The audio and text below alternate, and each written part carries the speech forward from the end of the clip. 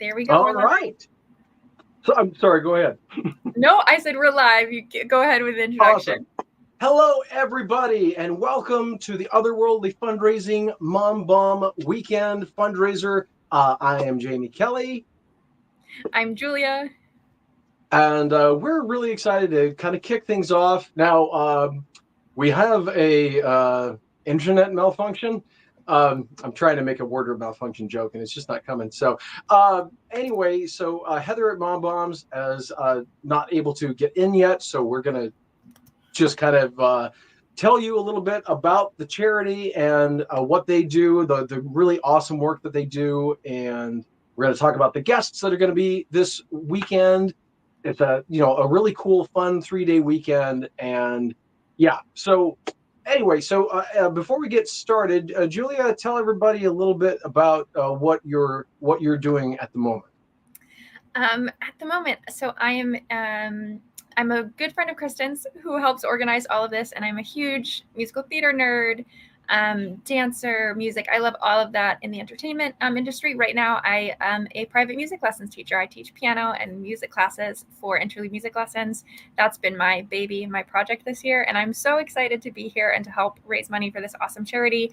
I know we're going to beat our goal from this year and from last year. We're going to break our records. I'm so excited. Yes. That's me. That's very cool. That's awesome. And for those of you that out there that are not familiar, my name is Jamie Kelly. I do everything. Myself and my co-host John Michael Heath have an Elvis YouTube channel, EAP Society. You can go to eapsociety.com, which is right here. We've got Jack Life, which is another channel. It's going to be all about pop culture. I'm a massive Elvis fan, but also a massive Twilight fan. I always make the joke that everything that was made for Robert Pattinson in the films actually fits me. So it's the only reason I know I'm 12 at Adidas is because I bought Robert Pattinson's shoes from the first film.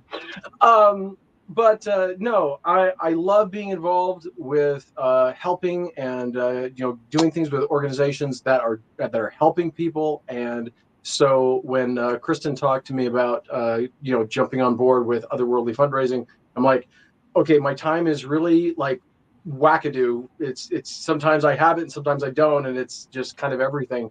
But I want to help, and as a matter of fact, I want to partner up with what we're doing with Otherworldly Fundraising, along with stuff with EAP Society and Jack Life and everything else. So everything kind of builds together. So that leads us into what we're going to be raising money for this weekend, and that is Mom Bomb. And it's one of the taglines I saw, which was really cool, is "Who's helping mom?" And I love that. And so this weekend we are asking you to help us to help Mom Bomb help moms. So that's kind of like the chain letter of thing. And don't forget, every $10 that you donate, you will get another entry into there are going to be giveaways so you'll be giving money to charity, and they have some really cool mystery boxes that Kristen has put together with a lot of really neat stuff. So you have a chance to win that all by just helping raise money for charity. And thank you to everybody who gives.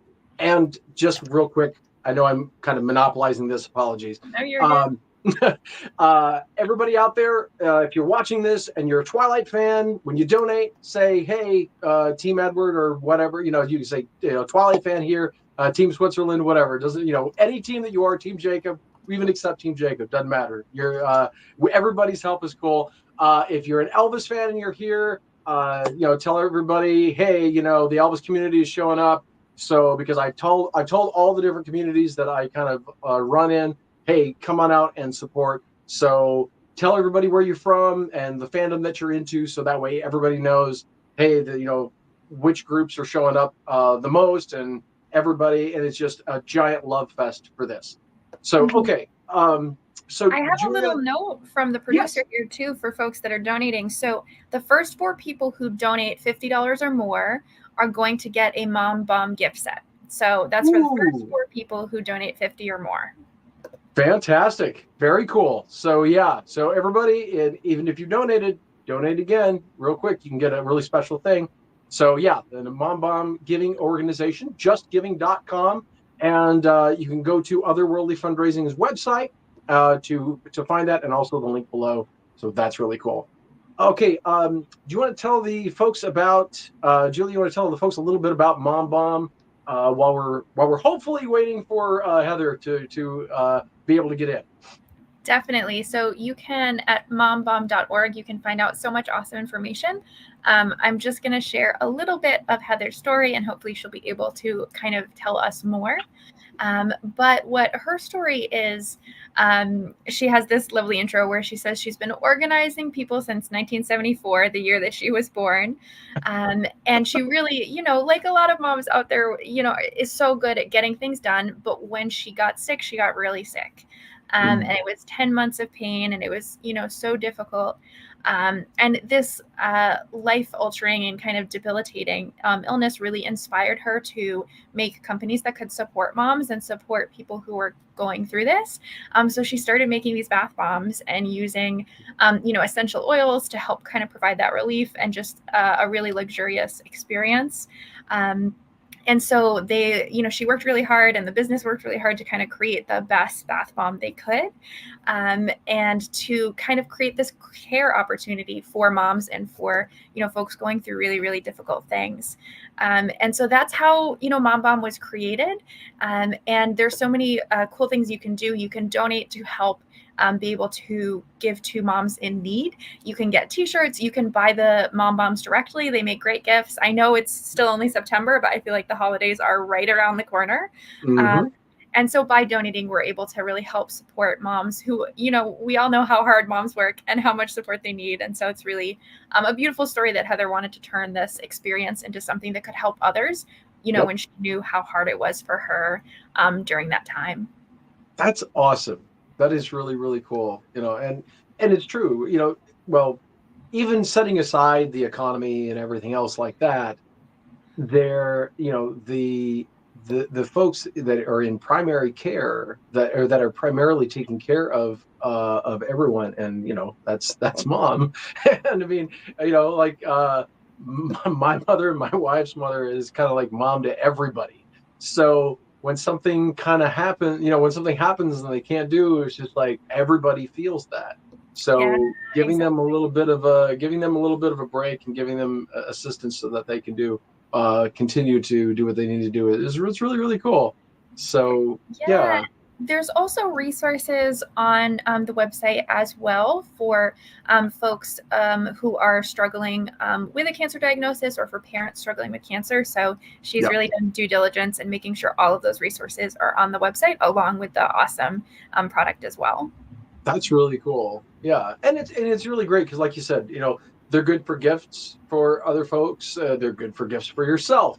The all I can think of in my head is all of those cheesy '90s commercials. You're worth it. I mean, and you are, but you can get it for other folks.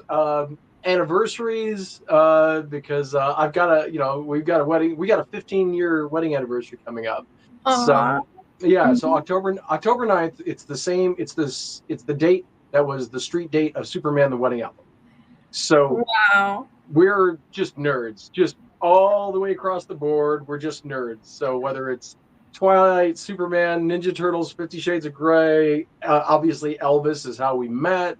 And it's just, yeah. So everybody go out there. And if there's one thing that nerds know, is that it's easy to get stressed with so many different things going on. So get one of the things from the Mom Bomb site, and just, yeah, get yourself something nice to just relax, take your mind off, and know that you're helping folks too. So yeah, Yes. I think that one of our producers has a video ready that we can share. beautiful. Are you able to get that started, Steph? Mom Bomb helps moms and sometimes dads in crisis by offering grants for things like meal delivery, childcare, housekeeping, laundry service, and more. Because mom takes care of the whole family. But who's taking care of mom? That's so cool. Adorable. Yeah, really sweet. Yes. And what, it kind of spoke to what I touched on, but I didn't really like go all the way in. Sometimes dad too, because dad's the only one there, or if dad is the primary caretaker, you Mm-hmm. know it's all good. Everybody's got their own vibe for life, and so that's awesome. That's just, it is. It's so necessary. So anyway, so what is our goal for the weekend? So our goal is to raise 1,500. I would love if we would get over that. And right now we're at 18%, which is amazing because we went live, just a few minutes ago. Yep. But yeah, our goal is 1,500. I really think we can do that. And like our producers are saying, the first 4 people who donate $50 or more get a Mom Bomb gift set. So that is amazing. Yes. That's really cool. Yeah. And every year they meet the goal, and really excited. So like I said, everybody's watching from the communities. And once my time is up, I'm going to be sending stuff and sharing things, so that way everybody goes and checks out what's going on, and makes a donation. And everybody shout out the community that you're coming from, the fandom community that you're coming from, so that way show the representation. That's always awesome. But yes, and I know we'll have a lot of crossover from our Broadway and TV fans as well. So if you're coming from the Sith Core fam, put that in your donation. I'll be looking out for you. Nice. Very cool. Very, very cool. Yeah. Talk a little bit about say, hey, I've been shouting out all of the fandom stuff for me. Give a little bit of a shout out to the Broadway community and some of that kind of stuff. Like, what is definitely what's the haps over there right now? Yeah, so Kristen and I definitely, our producer Kristen and I connected over Broadway and Stars in the House, which is another great live stream that raises money for charity. And I think the biggest thing going on in the Broadway community right now is we just had Miscast, which is another big charity event. So I think that Broadway fans are used to being able to put our art and our love, to work for a good cause. And I hope we'll have lots of Broadway fans.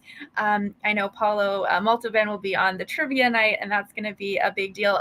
Ashley Spencer was Ballerina Sandy on the Grease reality TV show. So there's so many Broadway connections. Yeah.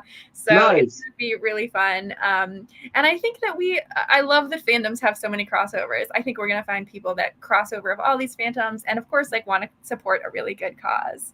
Oh, absolutely. Yes. And that show is called Grease. You're the one that I want. Our producer Kristen knows what I'm talking about. Yeah, that was awesome. Oh yeah, that was such a fun show too. By the way, I mean, I really enjoyed that. I mean, I don't have a theater background per se, but I started singing when I was 3, and I've been doing performance. I'm a singer, songwriter, recording artist. On top of all of the YouTube channel stuff that I do, I'm also a performer and a voiceover artist and a lot of that kind of stuff. And I can disclose one thing that's kind of cool, and I haven't said it to any place else yet, but going back into the Twilight sphere just a tiny touch, go to twilightmobilemuseum.com. We are starting a mobile museum with screen worn, screen used like costumes and props from the 5 Twilight films, because we have more stuff than just Edward stuff. And we know there's a really nice lady, Kelly Blevins, who has the screen used Volvo from the first film, and got a chance to meet her in Chicago back in March. Took some amazing pictures, and so we're going to be talking about that. But and as we build the conventions, because we want to do Twilight conventions and get-togethers and things like that, much as we've started to do Elvis ones for EAP Society. As we grow some of these things, we want to use the proceeds after we've got it built to a certain point and it can run under its own power. Yes. We want to give some of the proceeds to Otherworldly Fundraising for the efforts that they're doing, and that so we're really excited. So if there's anybody out there who are Twilight fans, send twilightmobilemuseum.com to your favorite movie theaters and places like that, especially places that play the movies, because they'll do marathons each year in like random theaters. And so if we can go there, that can help build. And as we bring those things with us, we're taking information about Otherworldly Fundraising with us too. So that way, again, everything is cross promotion in my brain. So the more stuff we Yes. do, the more Mhm. things that we can, yeah. So Yes, I love the collaboration. Yeah. yeah, very cool. See, that was.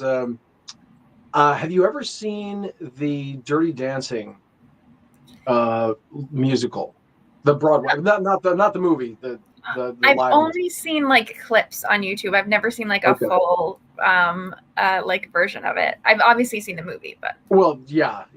I have to say, I was so impressed because I did the thing you're not supposed to do. We watched the movie again the night before going, mm. which you're not supposed to do because then you got those timings in your head, right?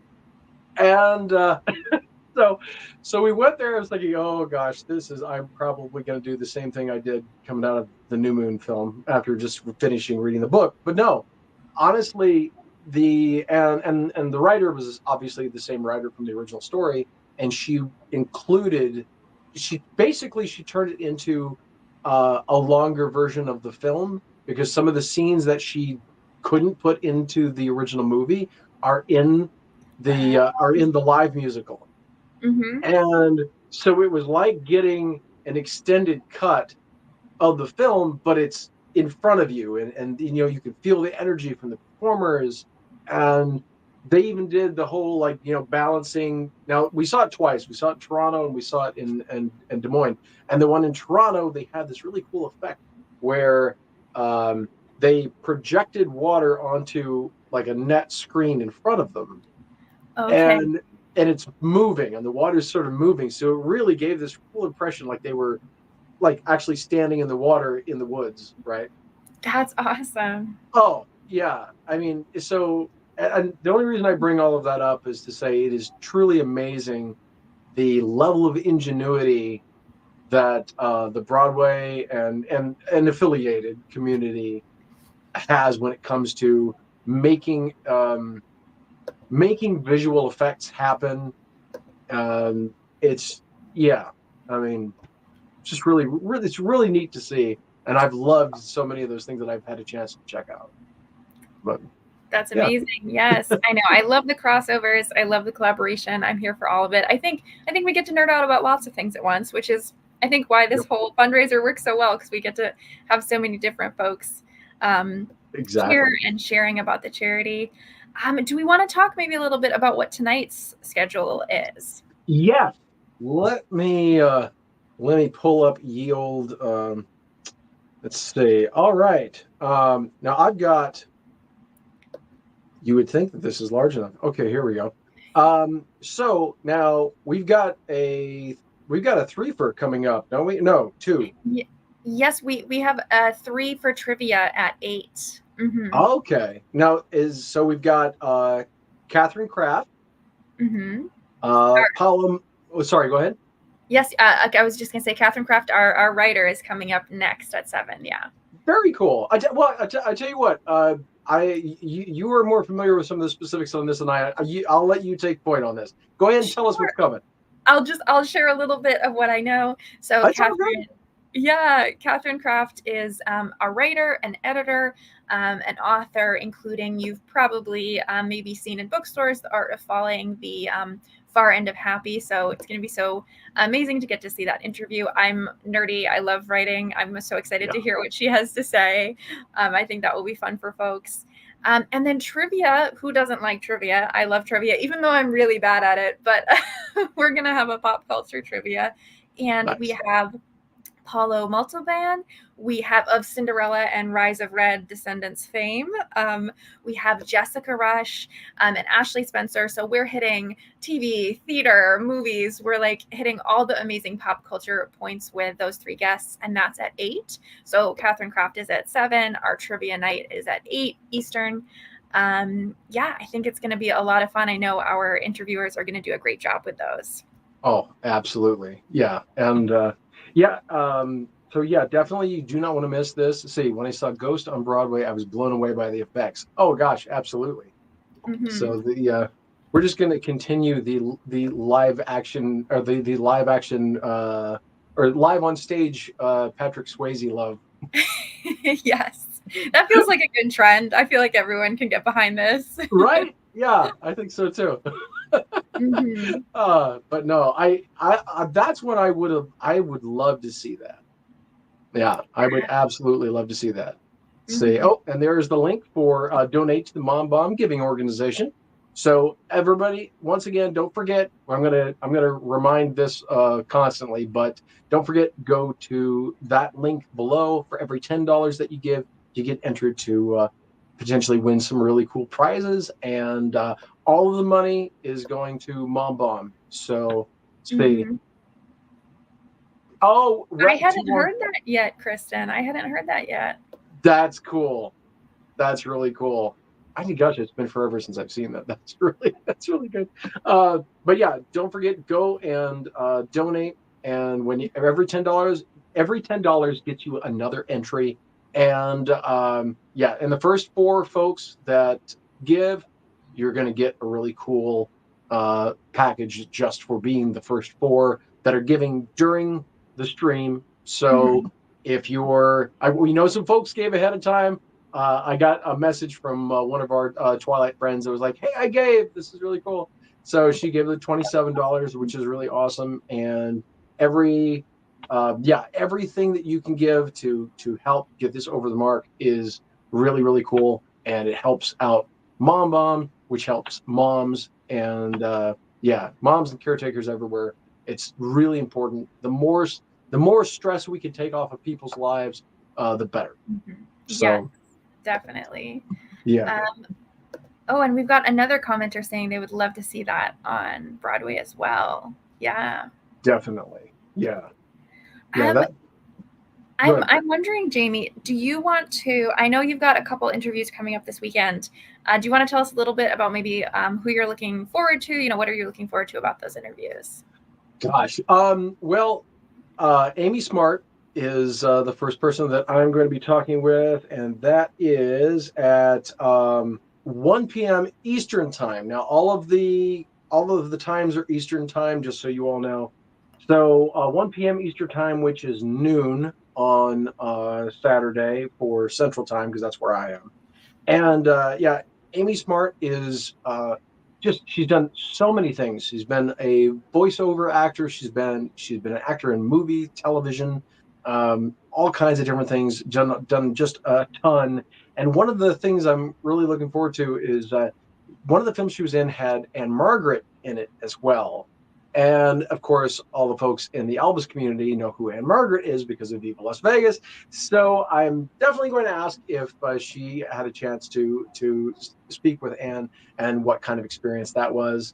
Those of you that remember when we did, I have a few different names for it, but it was Deadpool meets the Leprechauns, or what was the other name? Odette Does Dublin.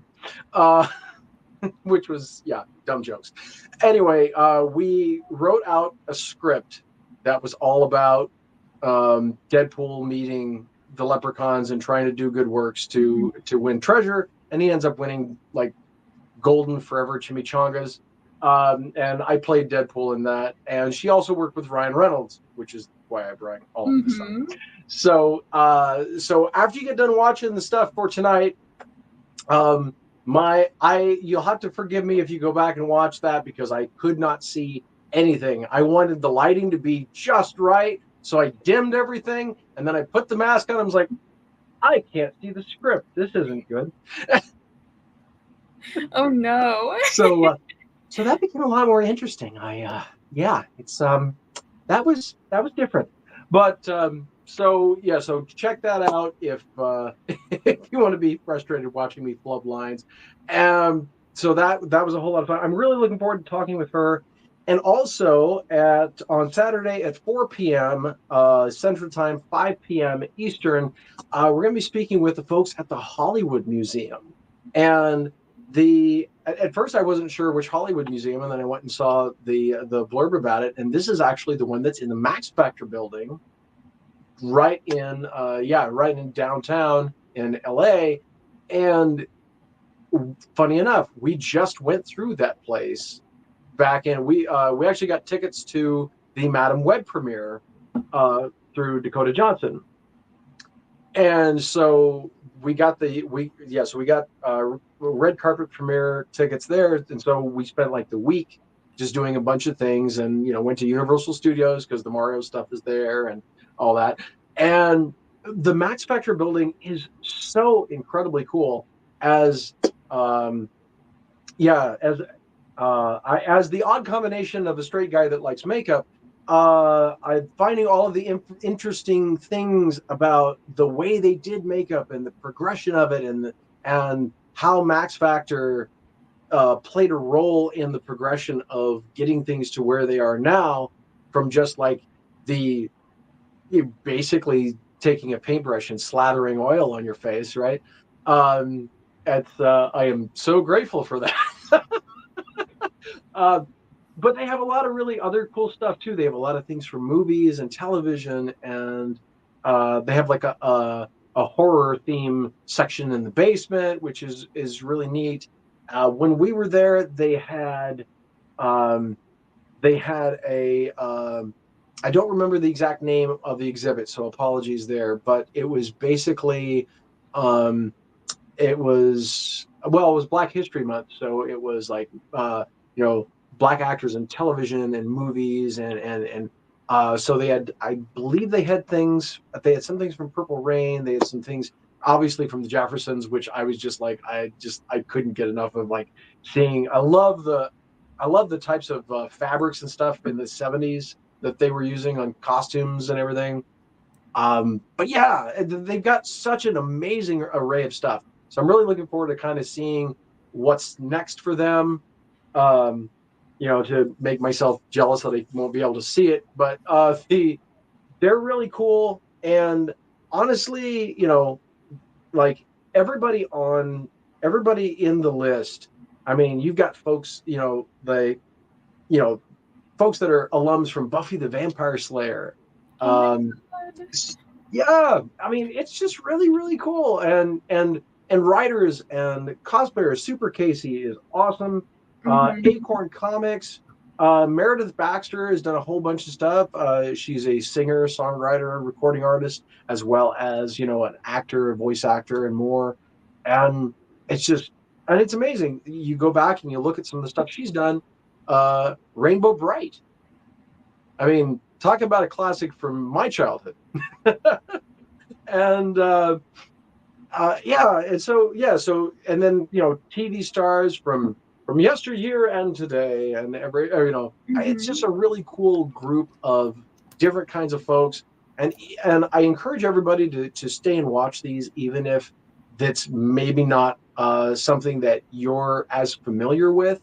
And the reason why is, one of the things that I'm majorly promoting on Jacklife, the idea for Jacklife, is where fandoms meet.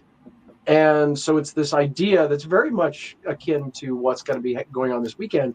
You got is talking with as many folks as possible from differing fandoms, so we can all have a chance to learn about what each other is into, and and also think about our perspective on why we like what we like, so that way, instead of just looking at it the way media or whatever feeds it to us, we can look at this and say, okay, I understand why this person feels that way. It's almost like trying on a new jacket. Yes. You go, okay, well, does that perspective fit me? Or maybe not quite. Maybe the sleeves are a little long, whatever. And so you try that and you go, you know what? I really dig this, because that's really neat. Or okay, that's a good starting point. So you can enjoy others' enjoyment, but also find out if maybe there's something new that you've been kind of missing. And you're like, actually, this is really cool. I can really get in. I can really dive into this. And then the next thing you know, you're deep in the community and you're like, I don't know how I got here, but I'm glad I'm here. Absolutely. I love that. I think that's so in the spirit of everyone coming together and supporting. Yep. And speaking of our awesome organization, I believe that Hannah is backstage. And Ooh, if you're good to go, Jamie, I think I might just switch places with Hannah, if that's good. sure. All It's all right. good. Can I get a thumbs up, Hannah? I don't want to throw you on the screen unless you're ready. You're ready. Okay. Hey, what's up? Hello. Hi. So how are you? Doing fine, doing fine. How are you?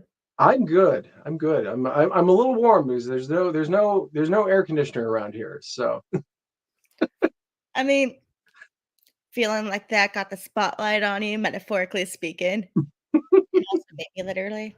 yep. It's all good. Yeah. So what are you up to today? So wow, brain fog. I It's all believe good. we're gonna be chatting about books in just like a few minutes. Books, writing, all that jazz. Yeah. Um, Yeah. And you've got a heck of a person you'll be talking with too. So that's going to be a whole lot of fun. oh, absolutely. I can't wait to speak with Kathryn. Gonna be an absolutely amazing time. I just have that feeling. That's awesome. Very cool. I am back. I just had to fix a little tech glitch. And I It's all wanted good. to, speaking of this topic, I wanted to say from our comments, Stephen and Rebecca are interviewing author Max Brooks, World War Z, tomorrow at noon Eastern. And we were very excited. So I wanted to make sure our Yes. audience got to see that. Definitely. Yes. Yeah. World War Z. I mean, look at all of the things that has come out from World War Z, the adaptations and everything else. So everybody, if you know folks, and here's another thing too, you can go to the website at the Otherworldly fundraising website and look at the schedule for what's coming this weekend.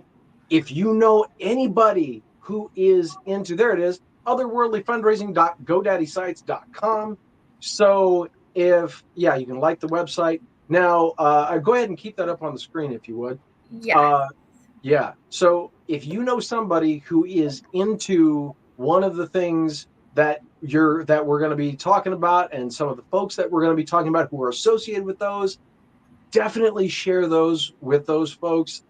It's gonna be a whole lot of fun, and it's great. I mean, seeing it after the fact is cool too, but seeing it when it's happening, so you can make the donations, and so that, I mean, the donation link's going to be up for a while, but so you can make the donation, and you can also be involved, and even potentially ask some questions, because I remember last year.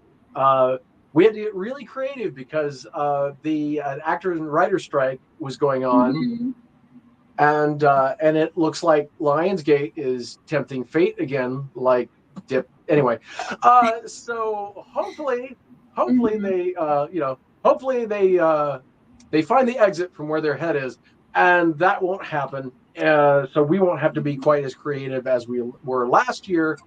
We spent half the time just talking about uh, wall coverings and things Right? like things like that. What was it like to work on that one show where you played a lawyer? Like, oh, okay, all right. And but hey, we made do. We had a lot of fun, and we raised everything that we went Mhm. past our goals still, and that is the most important thing. And getting creative is, I mean, everybody on here is creative in some ways. So usually in a lot of different ways. So we made it work. It was fun. Um, Yes. And I'm realizing two things. I want to remind our viewers, if you're attached to your phone forever, like I am, go to Facebook, go to Instagram, go on YouTube. Kristen and our producers are so good about putting everything there. You can see the schedule on Facebook too, or you can obviously go to the website that's scrolling. But if you're like me and attached to your phone, then you can find all the info really easily there. yeah. Another thing is, so Hannah, Jamie and I got a chance to introduce ourselves. If you want to introduce yourself, I don't want to Yes. leave you out. All right, cool. How shall I introduce myself? Feel like so many ways I could go about this. All right. Hi, my name's Hannah, and I am a professional dork. Gonna go with that. I love that so much. We love that. Yeah. I do a lot of stuff within the music industry, just because that's most of like where I love working the most. I love writing. I'm a huge reader. What else should I say? That's cool. That's What great. what what all, what all are you involved in, if you're able to say? What all are you involved in as far as music goes? I kind of jump like all over, to be honest. I do a lot of photography, freelance photography, done some journalism, which is a lot of fun. Yeah. And recently I've been getting into doing more stagehand and AV stuff, which is super fun. Nice. I love that. That like such credit for our backstage crew. Like they deserve so much. We could not Yeah. survive for a second without them. So much credit and love. Yes, it's true. It's true. And you said this already, Julia, but another shout out to Kristen for getting all of us Absolutely. disparate nodes of nerds together. And Yes, Kristen has a yeah, talent. Yeah. exactly. And she works constantly and works so hard in making all of this happen. And so this all lives and dies by the sweat of what she does and what she's able to enlist all of us and get everybody working together and doing this, which is just amazing. And what would you say? I learned to talk. This would be great. Let me have another drink. That's The about the mood. yeah. Yeah. Well, there we go. Superman. There we go. Oh, so The on brand. Always so on brand. oh gosh, always. What is your favorite aspect, or what you said you've been kind of getting more into, like AV and that kind of stuff? What would you say is your what is the thing that most interests you at the moment about it? About AV Yeah. or just knowing how like everything works from like behind the scenes. Specifically, AV deals with audio visual, so it's a lot of sound Yep. stuff, and there's so much that goes into it that I had no idea. I mean, there's like wires everywhere and like different types of mics and different types of lights, and there's so much to like it gets a little overwhelming. But my favorite part or my favorite aspect I'd say is that it's never the same. Like Yeah. I don't have the same day twice. Yep. Like from one moment I could be working a concert and then the next it's a touring musical and there's a new like kind of thing. And even if it's like two different concerts back to back, or if it's the same concert back to back or same act back to back, it's never the same same kind of drill. It's always different. Always. Oh yeah. Yeah, anything live is like that. Like, because I do, well, as a singer and performer and everything else, like the Christmas shows, like finding the backdrops and making all of that stuff work because we use projection behind me, and so we do that to bring out like the different emotions of the songs and all that kind of stuff to give people specific feelings. We do that in all the shows, but I'm thinking about the Christmas ones because it's coming up, and. Yeah, it's so much fun, like creating. It's so much fun finding ways to work through all the different, like you said, there's a million different kinds of lights, and they all can evoke a few different things or a lot of different things used in different ways. And sometimes, like you said, if it's the same act two nights in a row, you do it the first night, you're like, I like that, but let's play with this. And then you just go, oh yeah, let's do this. This will be even better. And then it just, it either works or it doesn't. But usually, you kind of get a feel for where the attempt line needs to sit. And so that's really cool. That's really cool. I love that. Yeah. Neat. That's definitely never a boring day walking into the venue for sure. No. Absolutely. Yeah. I just want to remind us as we're coming up on 7 Eastern. So we've got the donate link scrolling. Go to Otherworldly Fundraiser. You can go to the website, go to the Facebook, go to YouTube. All the information is out there. We want to meet our goal. We want to surpass our goal, which is 1,500. We're doing well, are on our way, and there's extra perks. So every $10 does get you an entry into winning one of 3 like mystery boxes. And the first 4 people that donate over 50 are going to get a Mom Bomb gift set. So that is so cool, whether you want that, because that is like nice pampering for yourself, whether you're like, oh, this is going to be a great gift for a mom in my life that could use that. It's such a cool organization. Like we saw in that video, they also use funds that they raise for grants to help moms or dads who need that extra support. And I'm sure we all know or have had experiences where we know those parents that need that extra love and support. So please donate. All that info is on the screen. And shortly we'll be having our next guest. Kathryn Kraft is very patiently in the waiting room while we just finish up this segment. But that's coming up at 7. That's exciting. That's really cool. And Hannah, that's going to be a lot of fun watching the two of you work together and talking about all of the awesome things that she's been working on, and perhaps some teases for what might come next. Without giving too much away, because writing is a fluid process, and it doesn't always take us to exactly where we think we're going to go. So, but that's just that. Yeah, that's really, really cool. So again, everybody, share the link for this video as much as you possibly can. I'm going to be sharing it on my socials. So everybody who does that is going to be a major help. And again, if you're among the first to donate, that's a guarantee, right? The first 4. Mm-hmm. Yeah, the first 4 that donate are going to get a package from Mom Bomb. That's just really awesome. So that's not even you might. It's you're definitely, if you're in that first 4, you're going to get that for sure. So absolutely check that out and get that for yourself. Yeah, there go ahead. is a $50 minimum for that gift set for the donation. Oh, okay, thank you. And I'm taking my notes from Jamie here. We want you to put in your donation. Tell us what fandom you're coming from. We want to know. Like Kristen does such a good job of bringing so many fandoms together. I'm super nosy and curious. I want to know. So put in your donation. Tell us like what fandoms you're coming from. We want to see who's showing up and who's able to participate this weekend. Definitely, yeah. And the other thing is there's so many, again, with so many different groups. You've got a lot of folks who are all super excited about what they're into, and you get to watch. And the thing that I think what kind of gets lost, I think, sometimes in when they talk about, oh, this movie did well and this movie didn't do as well and this and all that kind of stuff.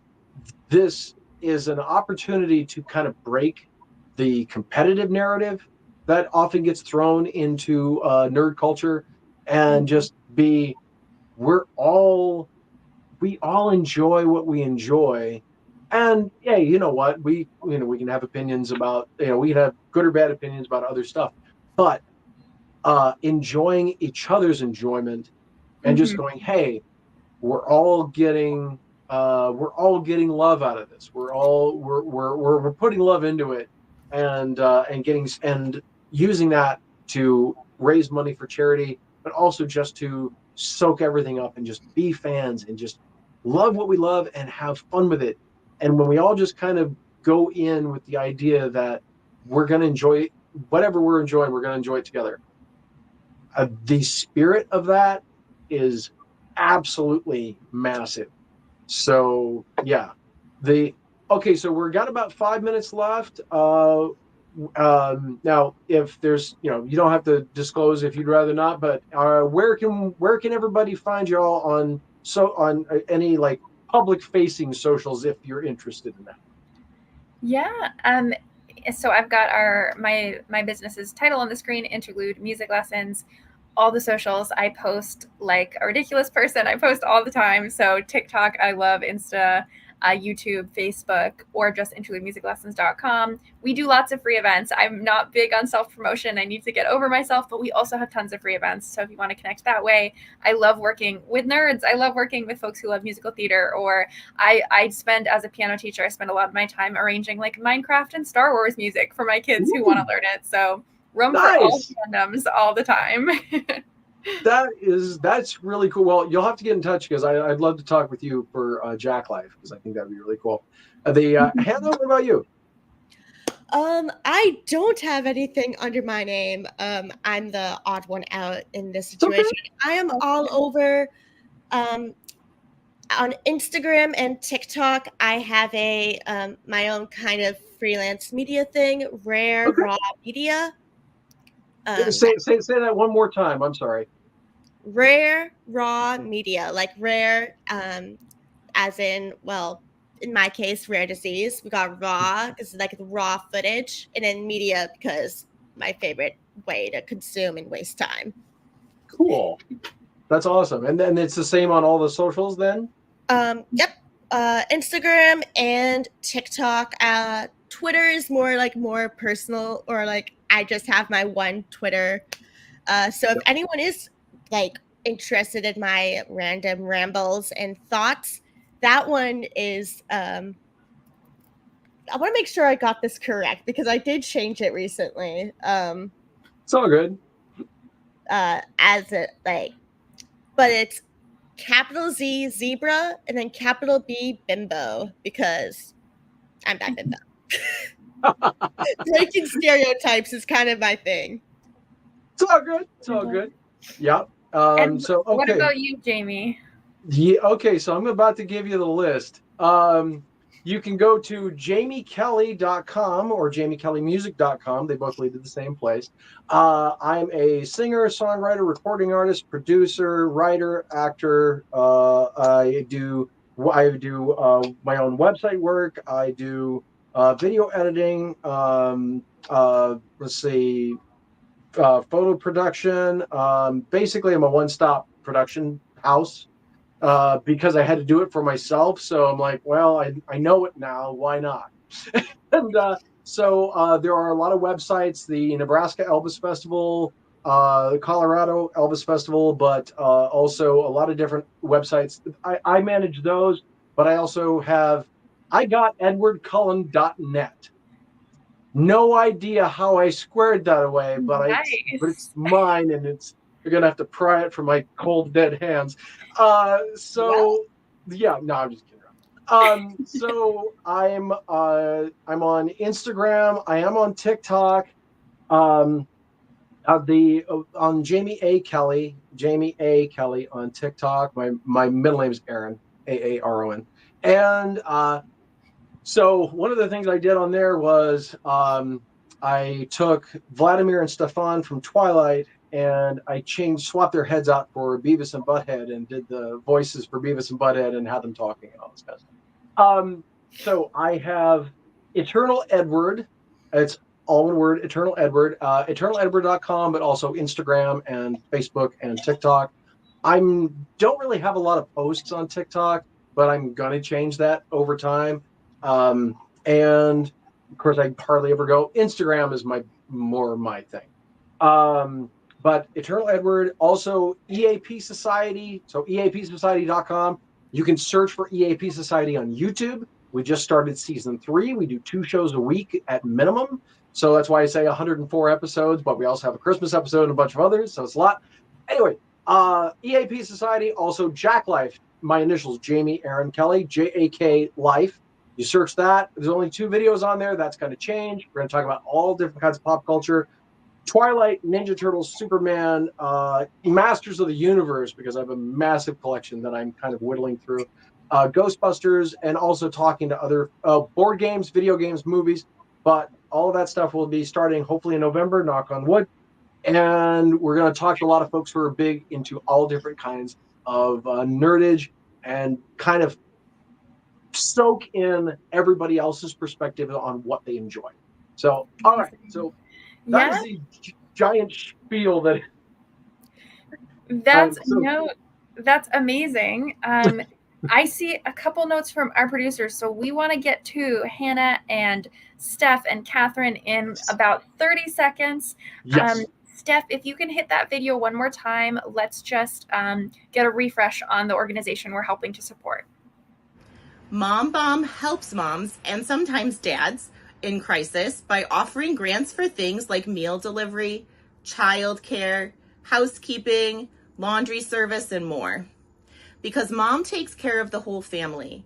But who's taking care of mom? Beautiful. Yeah, that's amazing. Thank you, Julia. That's awesome. Who's taking care of mom? That's a great question. We are. Hopefully. Yeah, exactly. Yep. Yes. We are. You're helping us help Mom Bomb take care of mom. So, and dads too. So thank you all so much, everybody. Oh yeah, you can also search Jamie Kelly on iTunes and all streaming services and all that kind of stuff. I've got a few things. So thank you all so much. Julia, thank you for joining me for the beginning of this. Hannah, thank you so much for doing this. Really excited to see the interview. Everybody, we love you all. Be good to yourselves and each other, and keep watching and donate and share and get out there. Let's get this going. Let's do this thing. Yes, amazing. I don't like to surprise anyone. Steph, can I get a thumbs up if I can put you on the screen? Are you ready to go? Yes. Kathryn, can I add you to the screen now? Amazing. All right. Thank you, Jamie. I'm going to hide myself and y'all can take it away.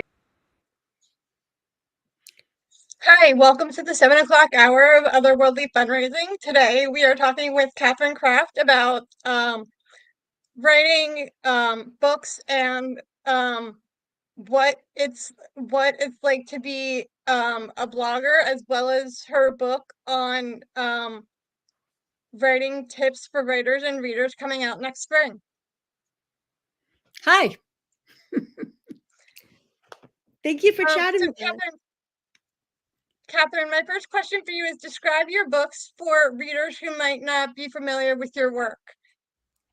Okay, well, my first novel is The Art of Falling, and that's this one. And I worked on that one about 8 years because writing a novel is way more complicated than you think it's first think it's going to be. And I knew I was getting closer and closer because I was submitting to agents all that time.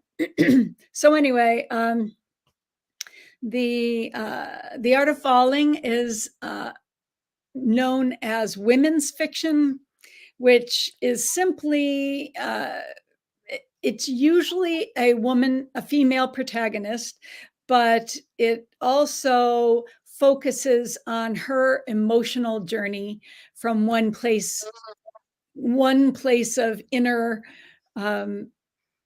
turmoil, really, to a place that is much more hopeful at the end. Of course, I did not have like a double voice until I started talking here. Hold on. I live in southeastern Pennsylvania, and it gives you all the allergens, like bam, all at once. So The Art of Falling is about a 28-year-old dancer who, when we meet her, she can't move. She's lying in a hospital bed, and she soon learns that she has fallen 14 stories onto the roof of the baker on the first floor, the roof of his car. And she also lets us know that she doesn't know who she is without movement, because that's how she communicates. She fumbles her words, but she feels her heart is true when she's moving, and now she can't move. So it's about how she uses her dance training to slowly remobilize, and how the first people who her first friends who are outside the dance world help her see what an amazing body she has, because the doctors can't even believe she lived through this thing. I'm fascinated with cases of miraculous survival, and that one was actually, I guess, the whole idea for it started in a newspaper article that I read, where it was this woman. And I kept it the same. Like, people don't believe people can survive a 14-story fall. But this woman, it was a newspaper article. She had fallen from the top of a building, 14 floors, purposely flung herself off the building. And she walked away with a broken shoulder. And it was the second time she'd tried to kill herself. And I just thought, wow.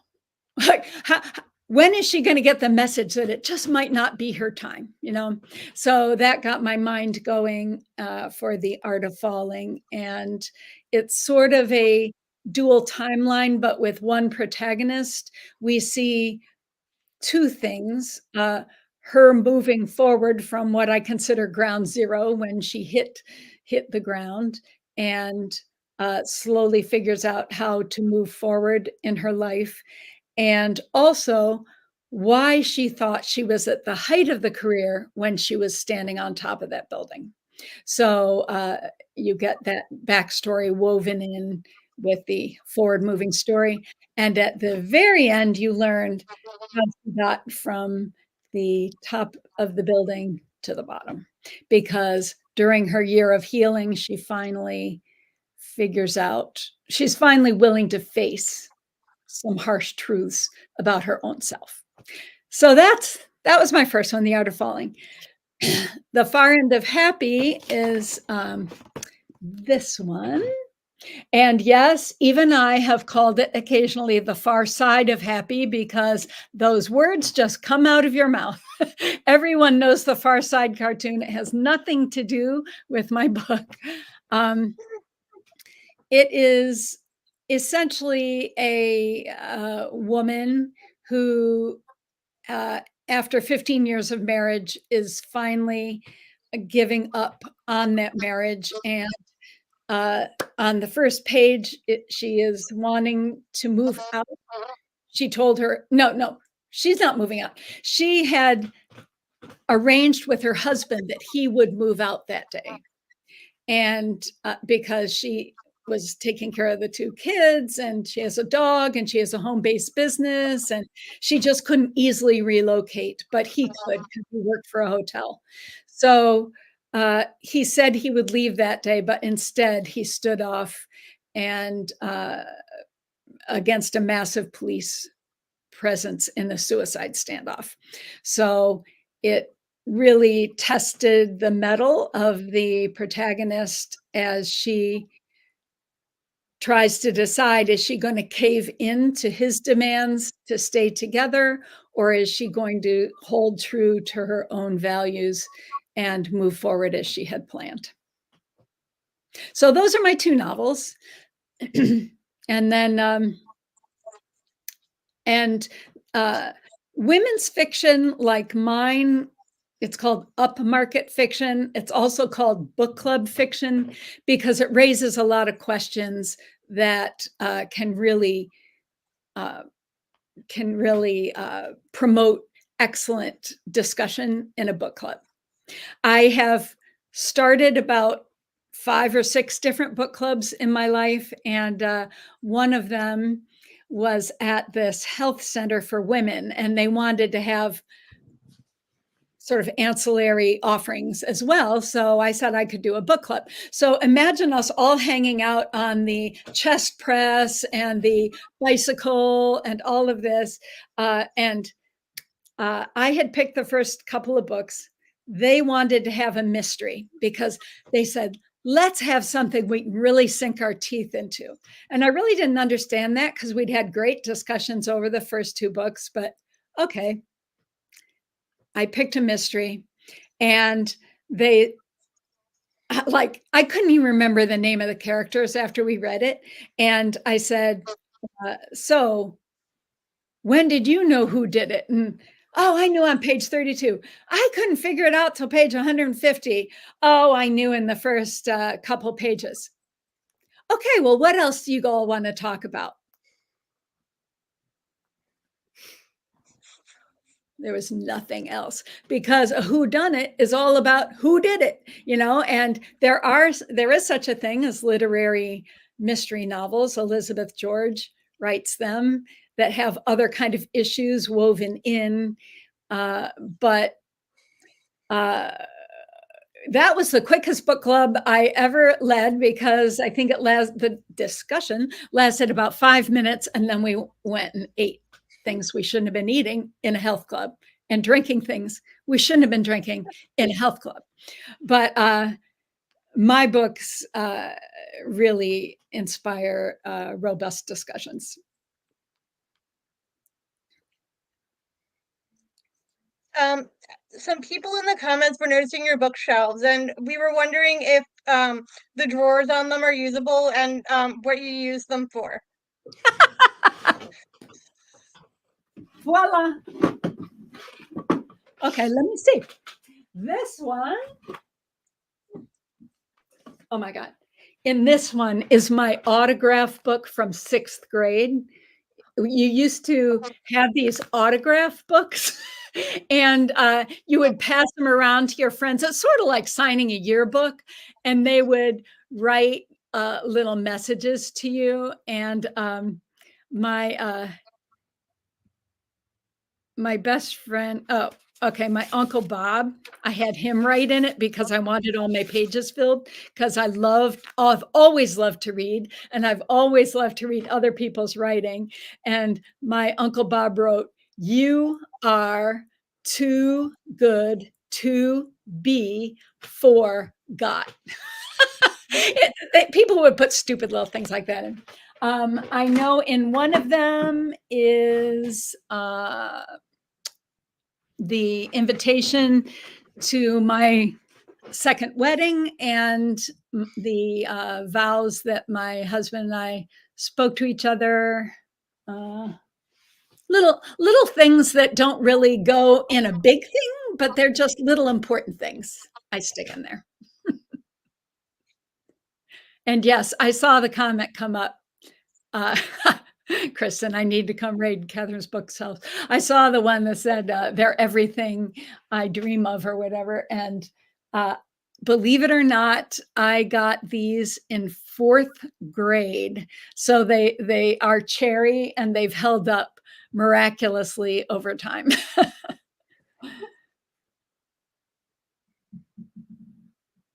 Believe it or not, just a second. I just thought to tell you that none of these books are fiction. These are, I used to have a resume service. I have tons of books about dance because I used to be a dancer. Over on this side is all writing craft. And way over there are my fiction books. And the ones stacked at the bottom are the ones that I have taken excerpts from for my forthcoming nonfiction book for writers. So I've read obviously a lot more books than that in my life, but those are the ones that I reread, that I teach from, that I've learned the most craft from. Can you share a little bit about your writing process especially between fiction and nonfiction? Yeah, I've always had fiction and nonfiction because, well, almost all.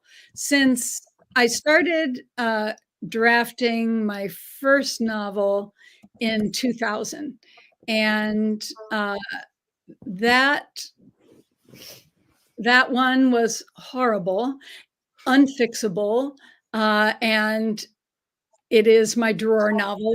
If you've talked to other authors, I'm sure you've heard of a drawer novel, but it's, as I said, it's so hard to write a novel, much harder than people think. And so by 2006, after some intense study in those 6 years, I started to do developmental editing.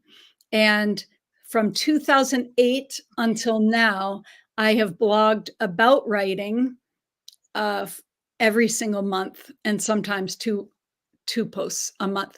And I keep thinking, okay, that's it. I've got nothing more to say about it, right? I mean, that's a lot of blog posts. But I always come up with something. So or a twist on something I've done before with new examples or something like that. So I've always balanced both things. And I think writing about writing helps my fiction writing. And I think that's something that other people can learn from, because when I'm writing a developmental edit, and for those who might not know, developmental editing is when someone sends me their manuscript and hires me to tell them, where are the plot holes? What am I not doing right yet? What do I still have to learn? I swear many of them would pay me thousands of dollars just to hear, yes, you're an idiot savant. You do not need to learn a thing. It was amazing. And they would think that was money well spent. But that's never the case. We know when our work isn't quite right. It's that self-doubt that makes them call me to begin with. So anyway, when I write up an evaluation, I write about their story just the way I write about writing in the blog posts. I go back to the same tools because they always point me in the right direction. And I think if more writers, like, you've probably heard a lot about word count, right? Like, oh, I've got to get in my word count for the day. And people will set 1,500 words, 3,000 words, depending on what their deadline is. If they're already contracted with a publisher, they'll have a deadline, and then they just divvy up how many words a day they need to do. So the thing is, after you do your word count for the day, if you just stopped and wrote about what you just wrote and tried to decide how it's moving the story forward, or maybe it isn't, then don't take off from there tomorrow. Get rid of what you just did. Go back to where you were. Sometimes we have this unholy attachment to word count, and it isn't the be all end all. If you had a writing day where you had one really good sentence or one really great paragraph, and it was pointing you in a direction for the next day's work, that's worth so much more than just blah, blah, blah, blah, blah, blah. I call it making black marks on a white page, because sometimes it's about as useful as that. So I think it's always helped me to do both. My last novel didn't sell, and by writing about it, I figured out why, but I do believe it's a fatal flaw. I think it's another drawer novel. And so since then, I've been working on my nonfiction book for writers. On the topic of word count is usually, I wanted to elaborate more how word count is usually drilled in our minds and to pay attention to it. Like, different challenges use word count as milestones. I know NaNoWriMo is a huge one that has the whole 50,000 words 1 month. How do you get past the idea of not focusing on how many words need to be written, on how many chapters, blah, blah, blah? How do you just sit down and write? Yeah, I did NaNoWriMo once on The Art of Falling, my first novel, and I threw away almost everything I wrote. But I won some contests. Like my local writing group had a sub contest where the person who wrote the most in one day, number of words, the person who wrote the most in 1 week, and the person who wrote the most in 1 month could get a prize. Well, all of those 3 people were me. This is about as empty of an accomplishment, honestly, as when I was in college and, in high school, I filled my schedule with arts electives, theater, dance, drama, whatever, because there's so many things I want to learn in life that I just could never force myself to take typing, because back in my high school years, typing meant you were going to be a secretary, and I knew I was never going to be a secretary. Now, of course, kids as young as third or fourth grade learn keyboarding. They learn simple commands in kindergarten, because who knew that the computer generation was even coming our way, So I never learned to type. So in college, I finally took typing. And then I found out I was on track to get a 4.0, but I was failing typing. because I was also in the dance company, and that took up most of my time where I wasn't studying for my biology major. So I dropped typing and I got my 4.0. I got a second 4.0 the next semester. No one gives a, you know what I mean. No one cares. I don't even care. I could have used typing every single day of my life, but I went for the empty win. And I think that's what word count is. It's an empty win because, for example, on the day when I wrote, when I won my sub contest, I couldn't really win NaNoWriMo because NaNoWriMo, I just used the energy of it to get me going, but they require that you're starting from scratch. And I was already 25,000 words in on my novel at that time. So I was just using it to goose me along. One day I had written about 7,500 words or something. And I called my mom and said, "You aren't going to believe it. This is the most words I've ever written in my life. At 7,500 words. Oh my God, I have to go. I had an idea." But because ideas do beget ideas, but sometimes dumb ideas. Like I wrote this huge romance scene with sex and it was so much fun. And I'm just, typing. No, I use all my fingers, but I just do all the wrong things. Anyway, I finished at 11:59 because you had to stop at midnight. And I had done like 11,900 words or something. It was ridiculous because this book is not a romance.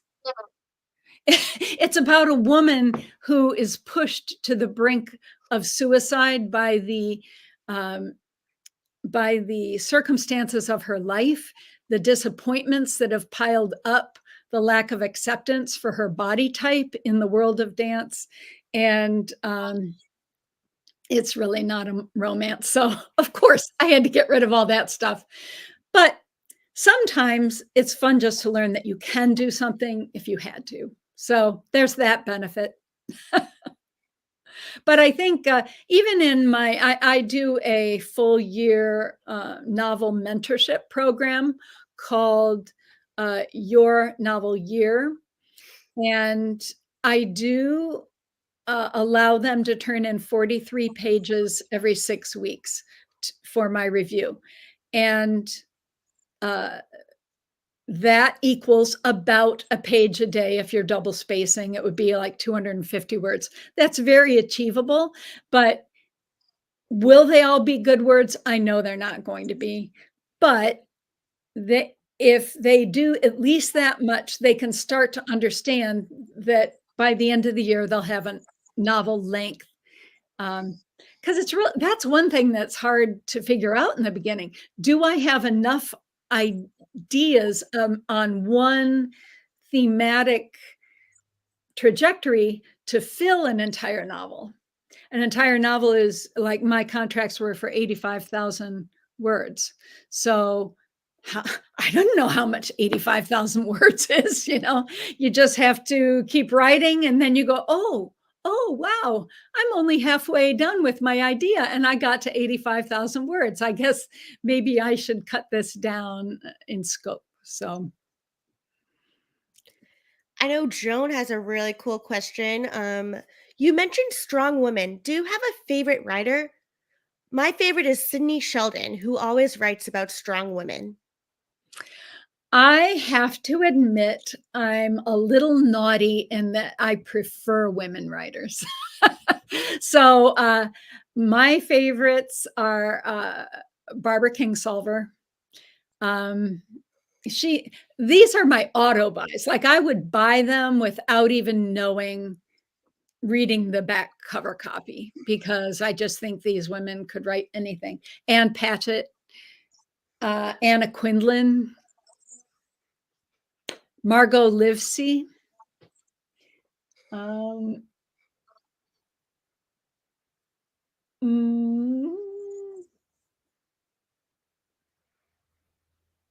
Well, that'll get you going. I have some I have some male writers, of course, that I like. Leaf Anger, I'm just reading his new novel right now. But uh, most of the time, I like to support women because I'm trying to rebalance the inequity in the writing world, where yes, men always make more money than a woman does for doing the same amount of work. You mentioned dance in your first story and that you had a dance background. What kind of dance training did you use to do?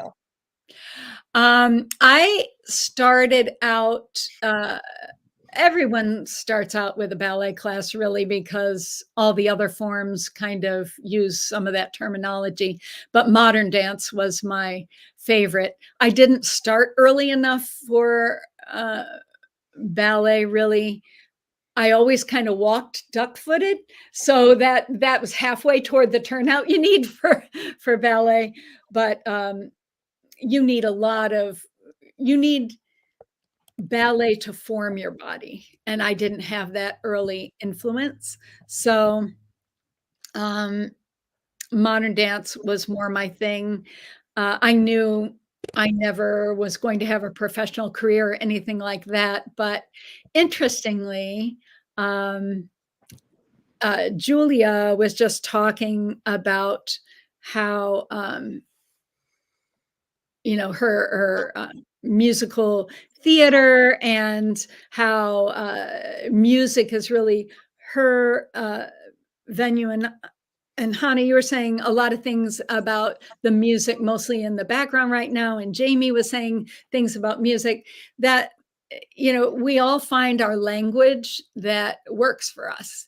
And dance was that for me. And isn't that interesting? Because I ended up being a speaker, a teacher, and a writer, but I found my writing voice in a wordless medium. And that's what dance did for me, because as a choreographer, my mentor would sit next to me and say, that was very interesting what you did there. What did you have in mind? I see, and I like it. And so she was seeing me, hearing me. You can't, well, I guess you can just do steps, but what I learned from dance is that it really isn't about the steps any more than the accumulation of black marks on a page is story. The movement in dance is the intention that goes from one step to the next step. And that's where you find the movement. And the same thing with story. You need to leave spaces for the reader to enter into the story. And so it isn't just about the words, it's about what you don't say. That raises questions in the reader's mind, that helps them lean forward into the story, and that creates story movement between, just like a dancer is transferring movement from muscle to muscle, from dancer to dancer, and from performer to audience member. If you ever watch the audience members in a dance performance, my husband will be like tapping out the rhythm, and some people, are like swirling their heads and or doing things with their hands. I'm always being told I talk too much with my hands, but it's movement. It's my way of sending my energy toward you. And when you do that, your hands get really big in front of the screen. So I can't remember what the question was, except for that dance led me to writing. And actually, I kind of started many things in my life back asswards. Like, I didn't mean to try out for the college dance company. I was just taking a ballet class, and girl in front of me wanted to try out for the company, and she was so nervous. And she said, we also shared a locker downstairs in the locker room. She said, just come with me, try out. And I said, I didn't even start dancing until I was 16. I'm not going to make the college dance company. Are you kidding me? And she says, yeah, but it would be such a support for me. You already know it isn't going to work. It's not going to be any big deal for you if you don't make it. It would be a huge big deal for me. Well, guess what? I went to the audition. I made it and she did not. So that was rough. Our relationship became a little more silent after that. And honestly, I would have loved to be a fly on the wall when they made that decision, because I don't know why they chose me. I really don't. But it changed my life. And so interestingly, tragedy is what led me to writing fiction. Oh, the dance criticism. I just wanted to say before I move on that I was performing in a dance company in Allentown, Pennsylvania, and the PR guy, the dancer who was handling the PR, contacted the Morning Call newspaper, covers Allentown, Bethlehem, Easton area of, which is like the third largest urban area in Pennsylvania after Philadelphia and Pittsburgh, and asked the arts editor if they could send a reviewer to our concert. And he said, well, funny thing about that, we've been looking for a reviewer, but we don't have one. If you can think of anybody, let me know. Well, he came right to me and he said, look, you should be the dance critic for the newspaper. And I'm like, why exactly? And he said, you go to everything anyways, you always have an opinion, and you'll get free tickets. And I was like, sold. So that's how I became the dance critic, where I stayed for 19 years, unbelievably. And then on December 2nd, 2002, I quit because I could not stomach reviewing one more Nutcracker. I never liked that ballet to begin with. I had covered some 62 productions of it by that time. I was done. So but for something I slid into back asswards, something I never aspired to do, it ended up being very fulfilling. And I think it honed the critical and evaluation skills that I would transfer into my career as a developmental editor. So my career in writing started with my first husband's suicide. He killed himself on our small farm, which we always called our little piece of heaven, where we were going to raise our sons. And he, in the last 5 years of our marriage, sort of, I think it was after his father's death, maybe, but he wasn't someone who spoke from the heart a lot. So he sort of had this mask. Everything was cool. Everything was fine. And I was always emotionally all over the map. So I thought maybe he was the more healthy one, but now I know he wasn't. I'm the more healthy one because I'm not afraid to feel my feelings. But after he died at the end of the suicide standoff, obviously, shock, horror, all the things. And then I think, well, what am I supposed to do with this? And then I have conversations like this in my mind. This one said, what are you going to do with this? This one says, well, you're going to write about it. Of course, you're a writer. And it was the first time I really owned that, because I slid into it back asswards. I didn't aspire to be a newspaper journalist or an arts journalist or a dance critic, whatever you wanted to call me. So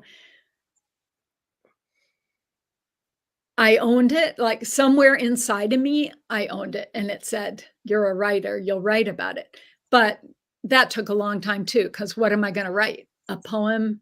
Am I going to write a newspaper article about with statistics about suicide and stuff like that? Am I going to write a memoir? I started drafting memoir because it was a very healing thing to do. And I recommend it to anybody who's going through any kind of crisis. A story has a beginning, middle, and an end. And look at that, it's contained. The horror and the shock doesn't go on and on and on. It's contained. There's a beginning, middle, and end. And it just has to be, just a little episode in your life with a beginning, middle, and end. But you can set that one aside and not worry about it anymore. And then you can start on another one. So I worked like that for a long time. That suicide standoff operation that day became the bones of my second novel, The Far End of Happy. And that I fictionalized a lot because I didn't want it to just be about me. I wanted it to be about I believe that when we lose somebody, destruction, it's a ripple effect that affects us all. So I wanted to explore the stories of his mother and the protagonist's mother, which who were that comprises the three women who are closest to the suicide victim, but they also were very tight-lipped and weren't willing to share their emotions. So it was a lot of fun to dig in and figure out what might have gone on in their lives that would have affected their son or son-in-law that way. So obviously I had to rely on fiction, and I used some other things that happened in my life, but it was strung out over a longer timeline, and I sort of compressed them so more could happen all on one day, because the whole thing unfolds in one day. Following along on that subject, a lot of writers, yourself included, and myself as well, rely on personal experiences when writing. How do you balance that in a fictional setting? Yeah, it's tricky because I'll bet the idea behind it is your strongest one because you felt something strongly enough that you wanted to write about it. But the details may be the weakest details in your book. It's interesting.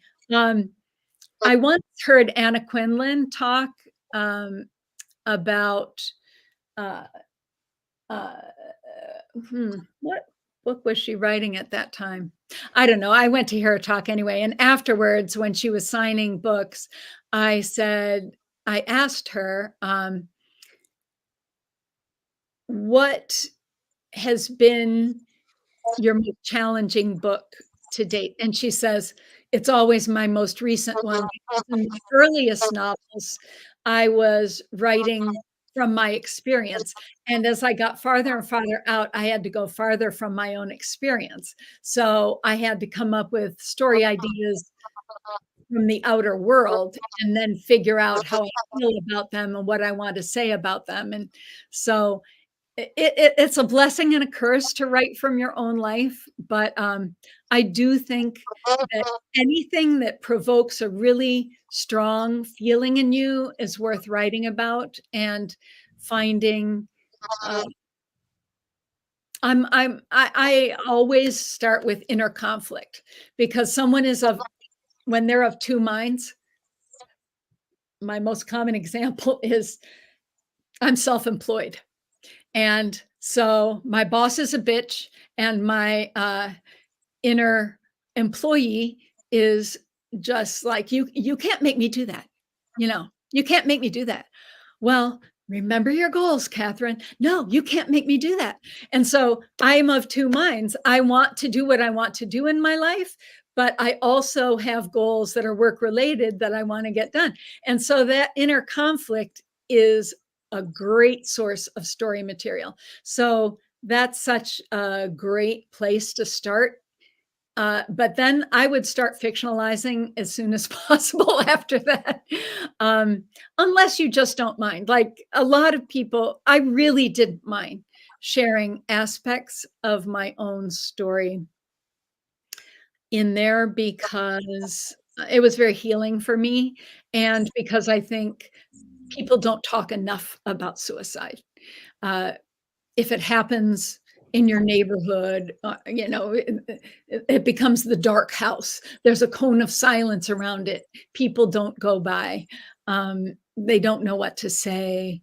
And they don't know how to express their own emotions about it. So that was one reason I wanted to stick as close to the truth as possible. But my editor at Sourcebooks called me out on it a few times when I would use, and it was always when I would use a line of true dialogue from my husband. Like there was one point in the novel when he says, "Well, I guess you just don't like me very much." And she says, "I don't know why you put that in there. It's a throwaway line. Just get rid of it." Well, rather than get rid of it, because I felt it was a very powerful line, because you can love someone and not like them at the exact same time, right? Like mothers feel about their kids that way a lot of times, like they love them in general and they will always support them if they can. But wow, I really don't like you right now. You may be thinking that. So instead, I went back to the beginning of the book and made revisions to set up that one line so that the reader could feel its power. And she never mentioned it again. So a lot. And another thing about writing from your own life, it can be very powerful to write from a setting that you're super familiar with, because the details pop. And however, you can over-explain those details just as a way of proving you know what you're talking about, when really maybe it was just that one bloom of Queen Anne's lace at the end of the driveway that was important. So you really didn't need to describe all the flowers, just the one that her grandmother loved and always picked. And put it in a little orange juice glass. Those kind of details that have an emotion attached to them are the ones you want to use.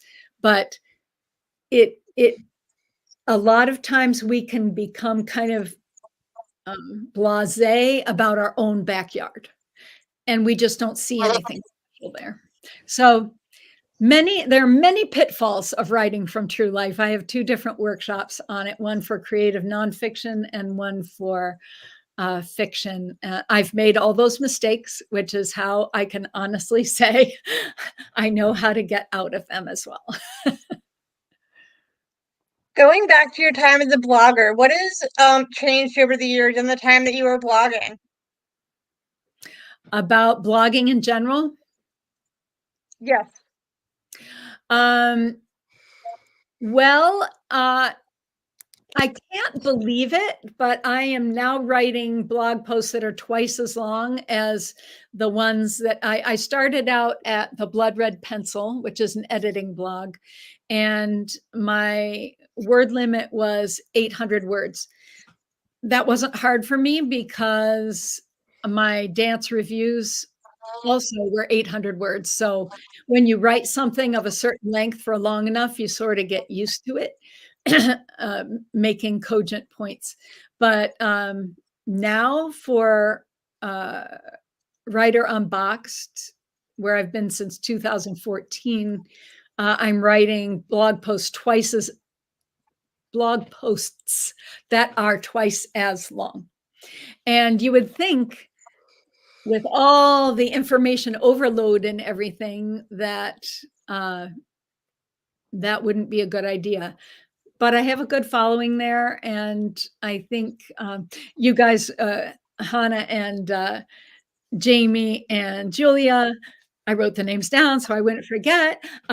You all were talking about geeking out and being geeks, and we live in a geek culture now, right?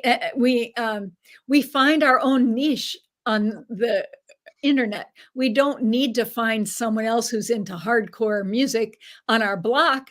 We have tens of thousands of people who are into it on the internet.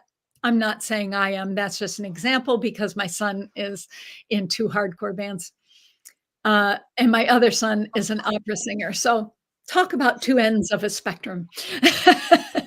um, but yeah, I mean, the writer geeks who come to Writer on Box, they want all the things and they don't mind going deep. And if they don't have time on a day, they seem to flag it and come back to it another day. Writer on Box is very community oriented. So they want discussion in the comments. Although I think that hasn't changed so much because Blood Red Pencil really encouraged discussion in the comments too.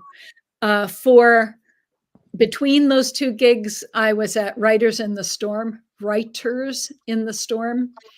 and they gave me a 6-month gig once a month talking about the emotional management of the writing life.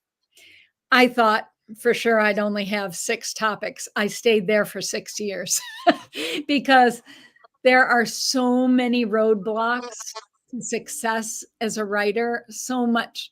It's like to write fiction is to get a PhD in self, honestly. What's stopping me? What am I afraid of? Where does this come from in my life? How can I overcome it? You end up writing sidebars to yourself, and there are some original manuscripts available from writers like F. Scott Fitzgerald, where they would write notes to themselves in the columns and stuff. And that's super interesting reading. I don't think anyone will ever read mine, but they have the far end of happy. So that was, let's hope that was the most traumatic thing that happened to me in my life. But, there's no guarantees. Nick Hornsby wrote a book.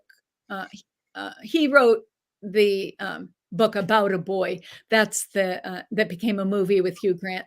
That's the work most people know him for. But he wrote a book called Long Way Down, and it was about these 4 characters who meet at the top of a building in London that's the most famous building for suicides. They meet on the most famous night for suicides, which is New Year's Eve. And they realize they don't really want to kill themselves in front of each other. And they kind of start talking to each other. And one of them, Maureen, she had sex once in her life with her fiance. She felt certain they were marrying, so she gave it up, she said, and he left her. And so she never married. She got pregnant from that one time. She had a son who was extremely disabled, has never been looked in her eyes, never told her he loves her. He's in a wheelchair. She's cared for him her whole life. And then she gets breast cancer. There are no guarantees that we're only going to have one big problem. As a matter of fact, if you have a big trauma, you may be more likely, especially if you aren't willing to feel your feelings, to have blocked something inside that will cause some sort of physical problem down the road. So there are no guarantees, but I certainly know for sure that resiliency is part of my DNA, because if I can come back from that, solo parent my kids, find new purpose, which was the purpose for me is not accepting life's chaos. I wanted to tell a story that made sense. And I think a lot of times when we don't know why something happened, why is my favorite question. And it's a great one for an author, but why? And that helps you dig down till you find the real issue. But when there seems to be no why, when you can't really ever know a reason, a story is almost as good because it helps you make sense of the chaos. If you can write a story that you can buy, that you can believe in, then it's almost as good as having a reason for something like what happened to my sons and myself.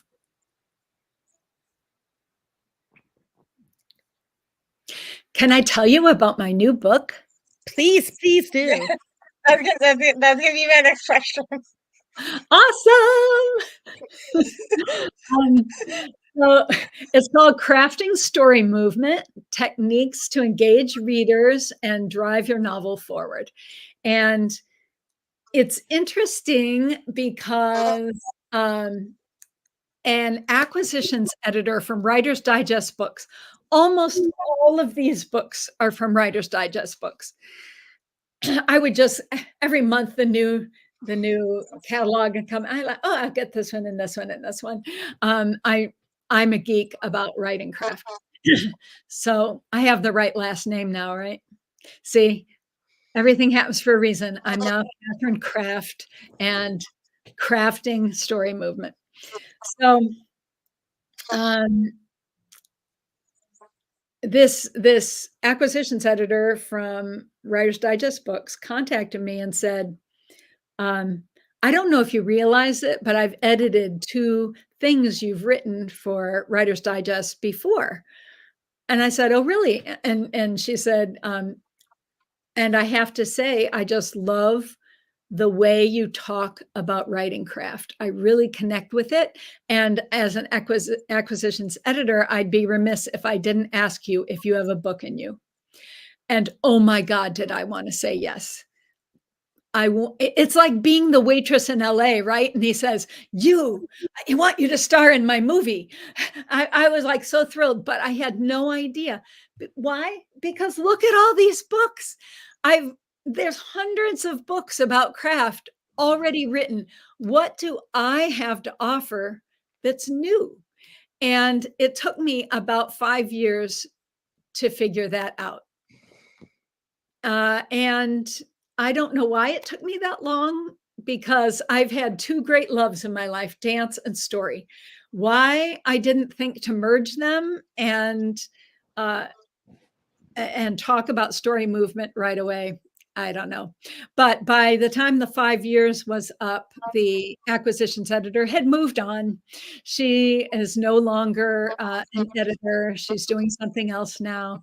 And so I am going to end up self-publishing this, but I'm super excited about it because I think that movement on a stage, when you're arranging bodies as a choreographer and moving information on a page, there's many similarities. And there's space on a page, there's space on a stage, there's that transfer of energy. And so I have many ideas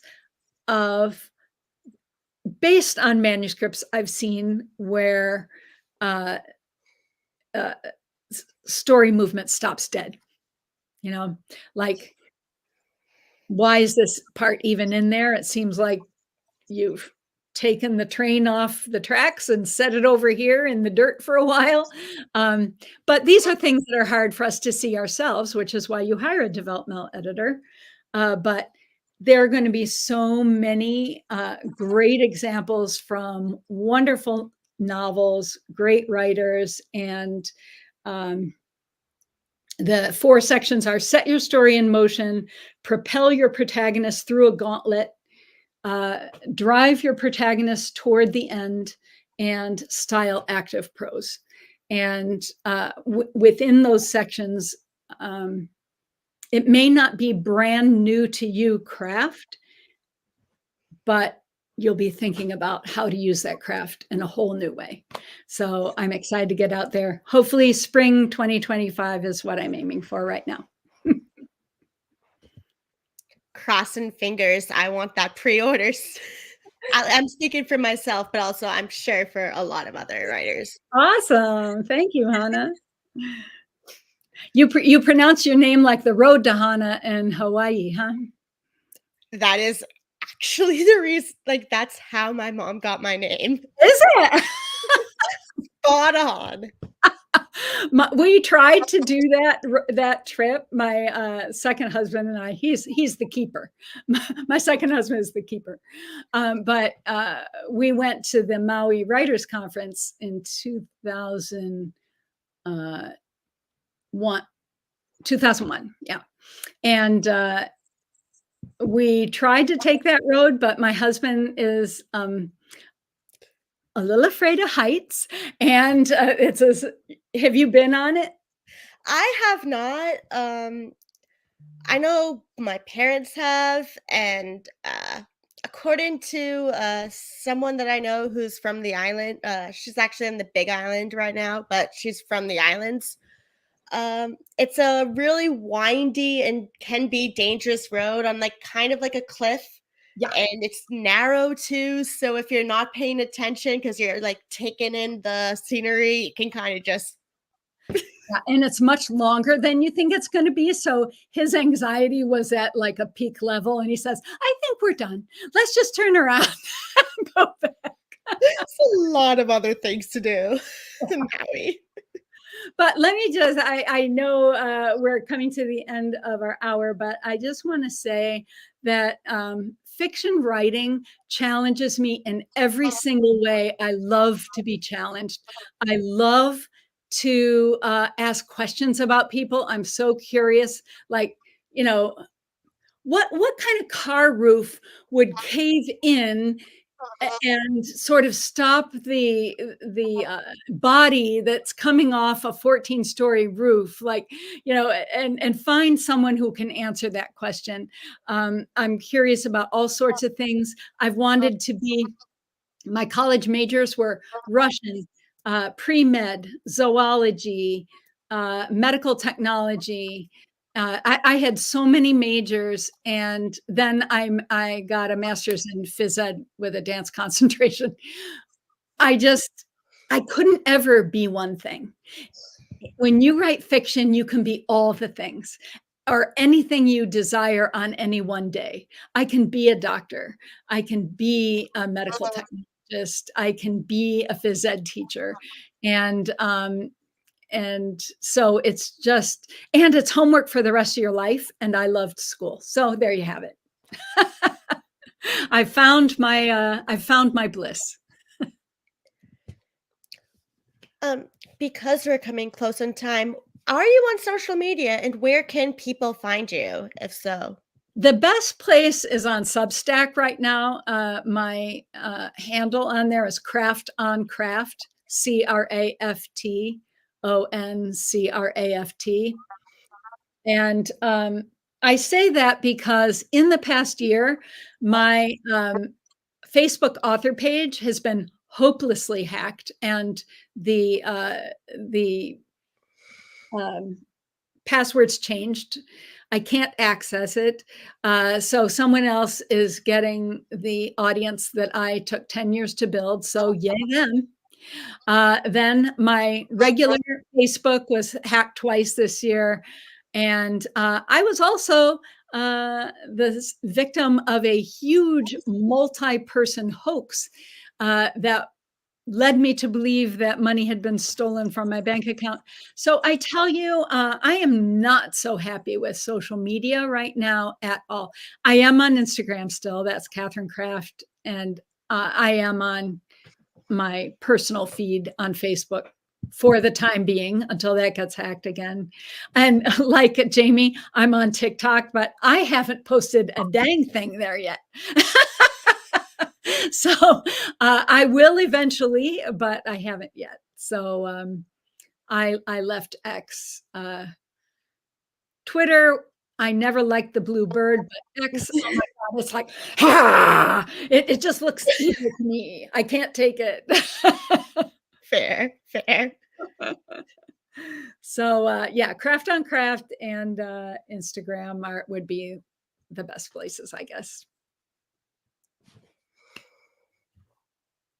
So thank you so much for having me. This was fun, and I always think I won't have anything to say. I am so glad that you were able to join us. Yes, well, I will never forget Anna of the cliff weave or whatever you call it. And Julia, I love musical theater. We'll have to talk. Oh, good. Yes, absolutely. Thank you so much for being here. Don't get me started. I won't stop talking. Okay, well, have a great rest of your evening. Thanks for having me. Thank you. Before we go to our next hour, I'm just going to reintroduce our charity really quick. That link is scrolling on the screen. Go to all our socials, Otherworldly Fundraising on Facebook, YouTube, go to the website, Instagram. You'll be able to find all those links to donate. Mom Bomb is such an amazing organization that not only sells really beautiful, luxurious bath bomb kits, but they also work really hard to do grants for moms and dads who need extra support in taking care of their kids. It's such a worthy charity. Kristen and I are determined. Kristen is our fearless leader. We are determined to reach our goal and surpass it. It would be so wonderful if you can help us do that. Please donate. Every $10 gets you an entry into one of 3 mystery boxes. That's so exciting. Also, the first 4 people to donate over $50 are going to get a set from Mom Bomb. It's so cool. We have just a few more minutes as we're getting set up here. I'm wondering, Steph, could you play that intro video for Mom Bomb one more time for us? It's such a great charity, and Mom Bomb helps moms and sometimes dads in crisis by offering grants for things like meal delivery, childcare, housekeeping, laundry service, and more. Because mom takes care of the whole family. But who's taking care of mom? I love how they put it. It is such a great point. Who's taking care of mom? Who's taking care of the moms in your life? This is such a beautiful charity. Help us raise funds for them. Help us beat all of our fundraising goals. I think we're going to start getting introductions for our next hour. And as a reminder, please do follow us on all those socials. You'll have all the information you need to donate to help us reach our goals. You'll be able to see the full schedule. Kristen and the whole team does such a great job of bringing together so many fandoms. Jamie and I were saying this earlier. Put in your donation what fandom you're coming from. We love to hear that information as well. And remember, the first 4 people to donate over $50 are going to get that Mom Bomb gift set. That's amazing. I think I'd like to ask people to give me a thumbs up before I pop them on the screen. Let's see. Ray and Sandra, you're ready. Jessica, you're ready. Paulo, are you ready to go on screen? Awesome. I'm going to add you to the stage. Oh, wow. There you go. Hello. And Ray and Sandra, go ahead and take it away. Hey, everybody. Welcome, welcome. Hey. Yes, it is Pop Culture Trivia. Looks like we're waiting on one more person. I guess I'll go ahead and introduce myself. My name is Ray Martinez from beautiful Tulsa, Oklahoma, where it's 1,000 degrees. And I host trivia along with my wife, and I'll let her introduce herself. My name is Sandra Ruth. I also host trivia here in Tulsa, as well as work in podcasting and professional wrestling and whatnot. And we're excited to have a fun trivia game today. All right. So it looks like we're waiting on Ashley. But in the meantime, I'll go ahead and do these quick introductions. Of course, we have from The King and I, from Pacific Overture, and of course from Cinderella, from a prince and now a king, my friends, Paolo Montalban. Oh my gosh, royalty in the house tonight. How you doing, sir? I'm doing great. How's everybody else doing out there? Doing great. And one quick question: how good are you at trivia?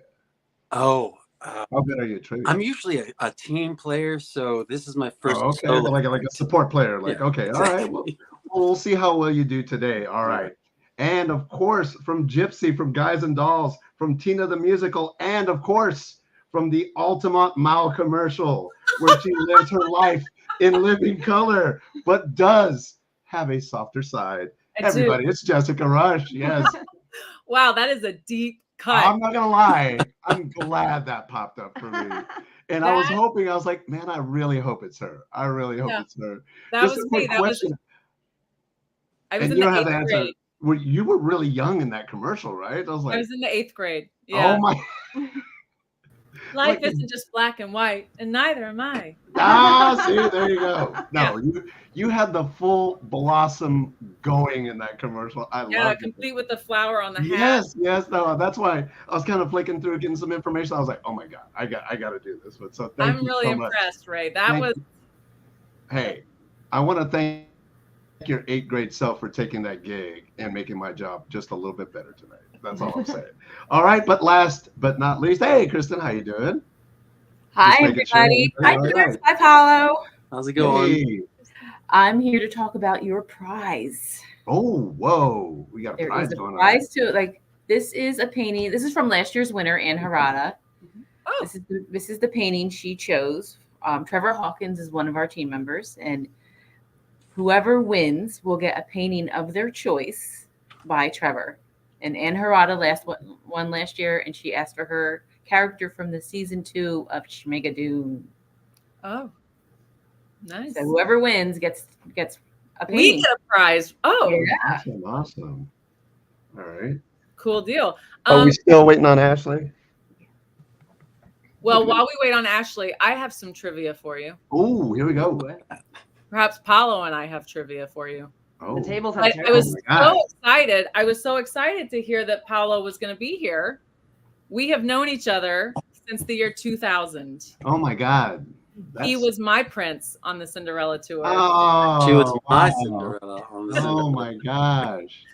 So we've known each other a very long time. A very long time. And I saw the tour at Madison Square Garden. Oh, wow. Cool. That is wild. But I saw Jamie Lynn Singler. Right. I took over after Jamie. No, that is wonderful. And how many months or years did you guys do that together for the Cinderella? Total probably like almost 2 years. Because almost 2 years. Gosh, like 10 months I was covering. Yeah. And then I took over, and then we did it another like 6 months or so. And I'm not gonna lie, having a Prince Charming whose last name is Montalban, get out of here, man. It was so cool, man. It was so cool. Take me out. Oh, then you take care. Oh, no, it was super cool. It back then, even now. Then now you're a king. Oh my! Thanks so much for saying so, Ray. I really no, it's great. It's great. Now, especially now, I'm so glad that we've made that turn in our society in general, much less Broadway and in entertainment in general, that we can have that now. that little brown boys can see a King Charming now and see that's cool. So I just want to say thank you so much, man. My pleasure.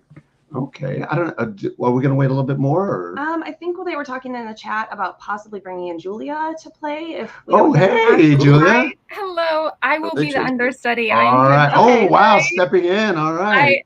I have said I love playing trivia. I'm not very good at it, so it'll be fun. Hopefully, there was no showgirls shenanigans that went on here. As we say in wrestling, I love Ashley. Absolutely not. Okay. Ashley's underweight, but if we want to get started, I'll just fill in and we'll swap out. Sure. Tag team it. That will tag team in if that's okay with the other contestants. Yeah, absolutely. Okay. Sure. So absolutely, and of course, unless you get that beautiful prize. Julia is like the plant, and then she gets all of the Ashley. We shall see. That'd be hilarious. Wow. She's the one that's going to start it out, and then Ashley's going to play cleanup batter and stuff. All right, just to let you know, this is the special prize that you'll get from Tulsa. We're not going to mail it to you, but you do get it in your spirit. All right, just to let you know. All right, here we go. Just virtually picture yourselves holding it, I guess. All right, no pressure, no time limits, no anything. But if it takes two. Ashley, I'm so sorry to interrupt you. Hi, Ashley. Oh, can I move you? Hey. Guys, You're good. Only have Safari on my computer, and oh my gosh, it would not let me open the link because I didn't have a different format. So sorry. No problem, Ashley. I'm just glad Julia didn't do anything bad to you. That's all I'm glad. We were thinking it might have been a showgirl situation with the knocking you down No, the steps. also Home Alone. I had to put my daughter down because my husband works nights right now, and so okay, all the right. whole Well, process. Busy mom life. Let me Yes. do a quick introduction. I know you don't need it because you know what. All right, here we go. From Hairspray, Rock of Ages, Priscilla, Queen of the Desert, and of course, she is the ballerina Sandy. Everybody, it's Ashley Spencer. Hey, welcome. All right. Just to let everybody know, it's going to be super cool. I think super Kristen wants to explain the prize again. Oh, I'm sorry. Go ahead. Kristen, you're muted. Oh. We still can't hear you.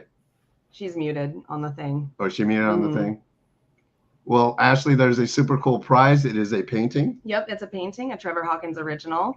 Last year, Ann Harada won our trivia game. Okay, Kristen, you're unmuted. Go, Sorry. continue. Ann Harada won last year, and this is the painting she chose of her Shamigadoon character. And if you win, you can have a Trevor Hawkins original of your choice. So cool. That's awesome. And it's so nice to see you again. We haven't seen each other in a long time.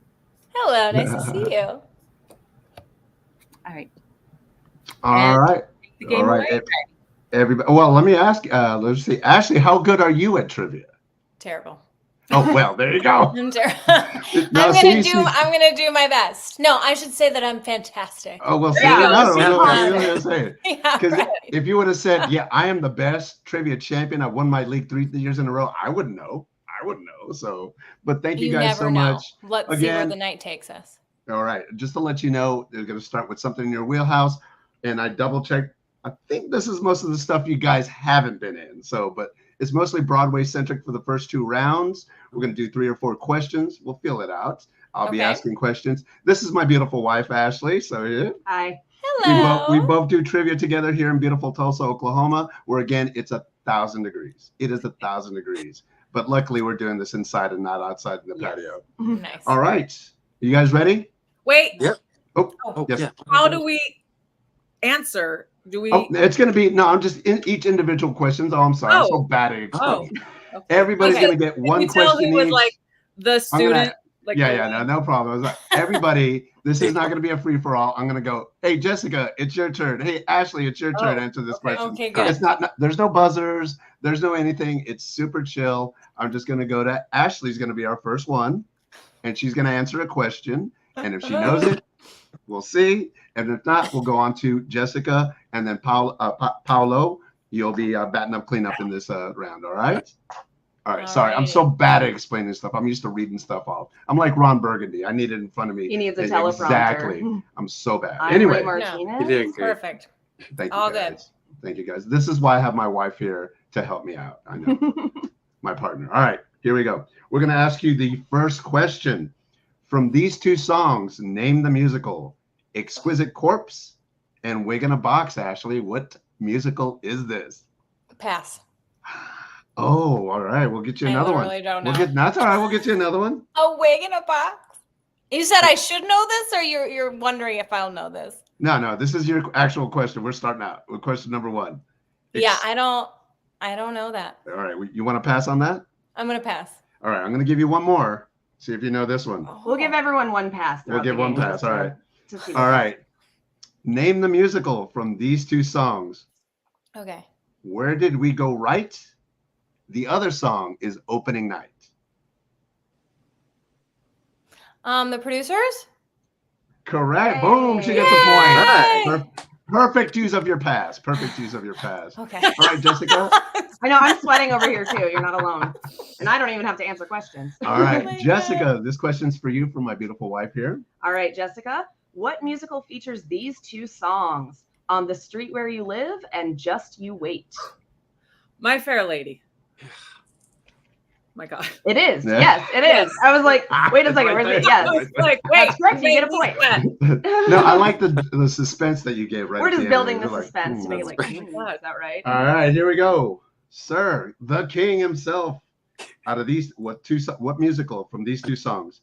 If you want to die in bed, The American Dream. Miss Saigon, baby. Miss Boom, Saigon. look at that. Points. All right, everybody has one point. This is all Broadway trivia?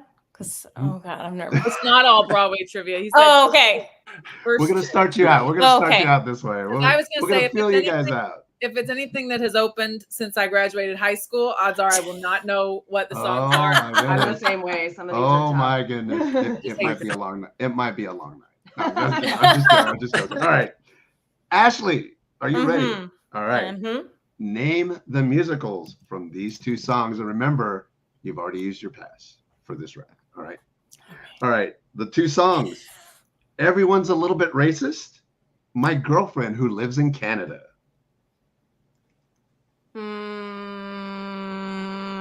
I don't know. I feel like a terrible.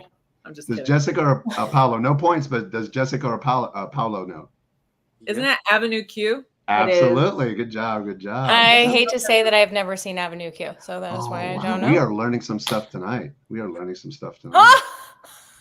I just exit? No. You got a point. You already have a point on the board. You're on the board, Ashley. Don't worry about it. You're on the board. Woo! Okay. All right. This next question is for Jessica. What musical features these two songs? Hello, Young Lovers and A Puzzlement. Oh. King and I. Yes, correct. These are totally randomized, by the way. So I'm getting some nice like See, I golden thought era I pulled that one out. musicals. Darn it. I thought I pulled that one out, man. All right. All right, here we go. Mr. Maltaban, King Maltaban. Name the two songs. A Lot of Living to Do. Put on a Happy Face. Oh. Uh-oh. Remember, you still got a pass in your pocket. A lot of living. Put on. A Lot of Loving to Do. Put on a Happy Face. I know the song. I just know where it's from. You can sing it if you want to. I don't mind a free show. You know, you can sing it. I don't know. All I'm right. gonna get my musical theater card revoked. All right. Do you want to use your pass on this one? You got one pass. This is the Ashley rule. You got to pass on this round. I'll pass. I'll pass. All right. We'll go on to the next one. And then Jessica or Ashley, do you know that one? Oh, wait. Okay. Do you guys know that one? Yeah. Go ahead, 5 Birdie. Wow. Good job. Good job. All right. All right. Here we go. I did that one. Oh, nice. Wow. All right. Here we go. We'll go on to this one. These two songs. Clubbed, Knocked Up. What Baking Can Do. Club. Who is? Oh, okay. What? Yeah, we're naming two songs. This is for Paolo. Oh, Paolo. Because he used his pass. Yeah, he used his pass. He used his pass. Club Knocked Up and What Baking Can Do. That is correct. I'm gonna say Waitress. That is correct. Good Is job. it the baking good thing, job. maybe? I don't know. Good job. All right. Well, Club Knocked Up is like an incidental kind of just like transitional. Oh wow. Well, song. that's Yeah. All right. It's not you guys are doing really great. a All song. right, so here we go. All right, let you read that. I think we're back to Ashley. We are back to Ashley indeed. What musical features these two songs? More Somebody's musicals. Eyes and Almost Paradise. Wait, say Footloose? Yep, that is correct. Hey. You're trying to take yourself out of the game. You're killing it. You're doing Never great. saw that and one either. And again, I am happy that you're safe and sound. We were worried, but now you're here. All right. Jessica Rush from the Altamont Mall. Here we go. The two songs are Supper Time and The Red Baron. Supper Time and The Red Baron. Remember, you still got a pass in your pocket if you want to use it. Oh. Is it You're a Good Man, Charlie Brown? You are correct. Wow, good pull. I know you guys are big shot theater people, but I was Schroeder in that production in my high school. Thank you very much. Oh, wow. They got the brownest kid in the whole school to play Schroeder, and I was very happy. I was very progressive at the time. I was really happy. So it was Oklahoma. Exactly. They go, I guess that brown kid can sing. Go ahead. So I got the part. Thank you very much. All right, who we got? Is Ashley's turn? What? It's Paolo's. Paolo's. All right, here we go. All right, Paolo, what musical features these two songs? Miracle of Miracles and Sabbath Prayer. I'm gonna have to say it's my dad's favorite musical, Fiddler on the Roof. Whoa. It is indeed. Whoa. All right. Good job. All right. So how many is that? All right, Ashley has 2 points, Jessica has 3, and Paolo has 3. All right. We'll move on to the next category. All right. You guys ready? You guys feel confident? You guys got all out of the way? Category?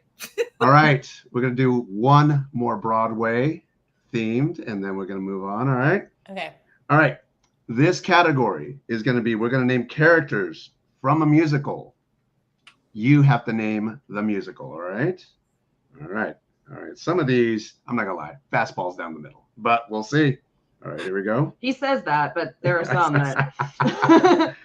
All right, and I'm trying to see if there's some that you've already, well, no, I'm gonna just do random. It's totally random. It's got to be randomized. It's gotta Okay, be right. random. We're All naming right. the show. Okay. All right. All right. I'm gonna name members of the or characters in the play or musical. You guys name it. We'll start with Ashley. Is that where we're starting? We're starting with Ashley, All right, and then Ash- everybody has one pass in this round as well. Yes, So we're restarting with the passes. Jessica didn't use hers last time, but there's no bonus passes. Unfortunately. See, that's why I have her around, guys, to keep me organized. All right. All right, here we go.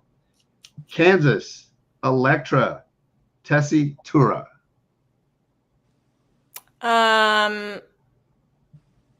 Oh my God. I'm guessing, but Sweet Charity? No. That is incorrect. I don't know. I don't know. It is Gypsy. Gypsy. Oh, great. Oh, yes. Now that you say that. It's a different. All right, here we go. All right, so this next question is for Jessica. Name the musical with these characters: Mrs. Pierce, Alfred P. Doolittle, and Mrs. Eisenford Hill. So literally, it's like My Fair Lady. Yes. Whoa, good job, Jessica. Yeah. All right, here we go. Paulo. Uh-huh. Gertie. Will. Allie Hackham. It's the place you guys are calling us from, Oklahoma. Oklahoma, baby. indeed. I had to sneak that one in. Had to sneak that one in for sure. Thank you. All right.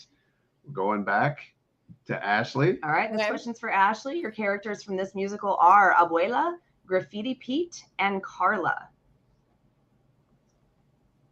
I feel like the worst Broadway person right now. It's okay. You No, still have a that's all pass right. too if you want to use your pass. Pass. And try another one. Okay.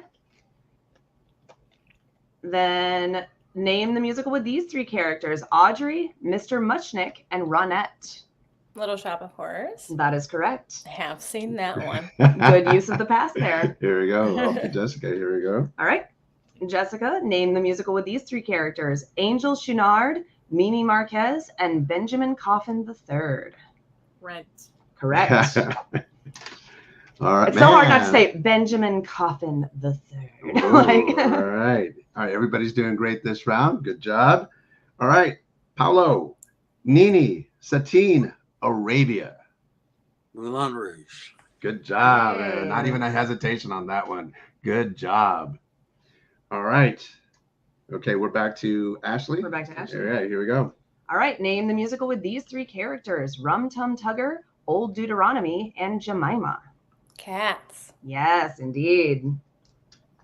See, you guys are doing great. You are doing great. All right. Okay, it's Jessica's turn. It's Jessica's turn. All right, Jessica, are you ready? Yes. All right. Kim, the engineer, Fifi.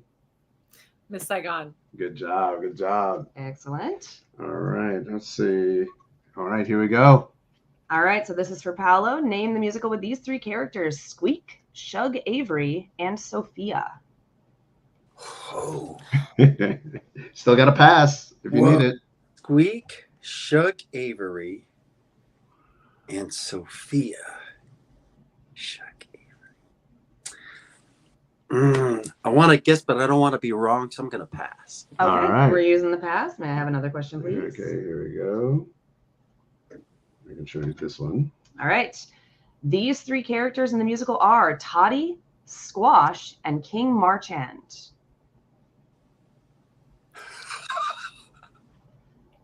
You should have gone with the other one. I really did the other. All right, so I'm gonna guess the answer to this one is maybe it's King Marchand. I'm gonna say maybe Pippin. It is not, unfortunately. It's not. That is And the incorrect. one It is from beforehand? Victor Victoria. Victor Victoria. Victor Victoria. Yeah. All right. I don't know that Wait, one. was it Wild Party? It was Color Purple was the first one. Color Purple was Color it? Yeah. Purple was the other one. Yeah, I know. All right. All right. That's But three Wild Party questions for was a this. good guess for those names. I know, right? I mean, All right, you guys are doing great. I love it. I love it, man. You guys have the good energy about you. Are you guys ready for another round? Are you still feeling it? let's Yes. Still feeling it? All right. All right. This round, remember, you still got to pass for this one too. You got one pass per round. This one, we're going to tell you where the musical takes place. the setting of the musical. Oh. You tell us the musical. All right. What is Manhattan? That Broadway. covers 90% of the questions. Allow me to get rid of these cards, and I'll just make stuff up. All right. All right, Ashley, are you ready? Mm-hmm. All right, Ashley. What musical takes place in a village in Uganda in present day? A pass. All right. All right. You guys know that one? Book of Mormon. Book of Mormon. Yes. Correct. All right. Still to you, Ashley. Oh my gosh. All right, we'll go ahead and. All right. The setting is River City, Iowa.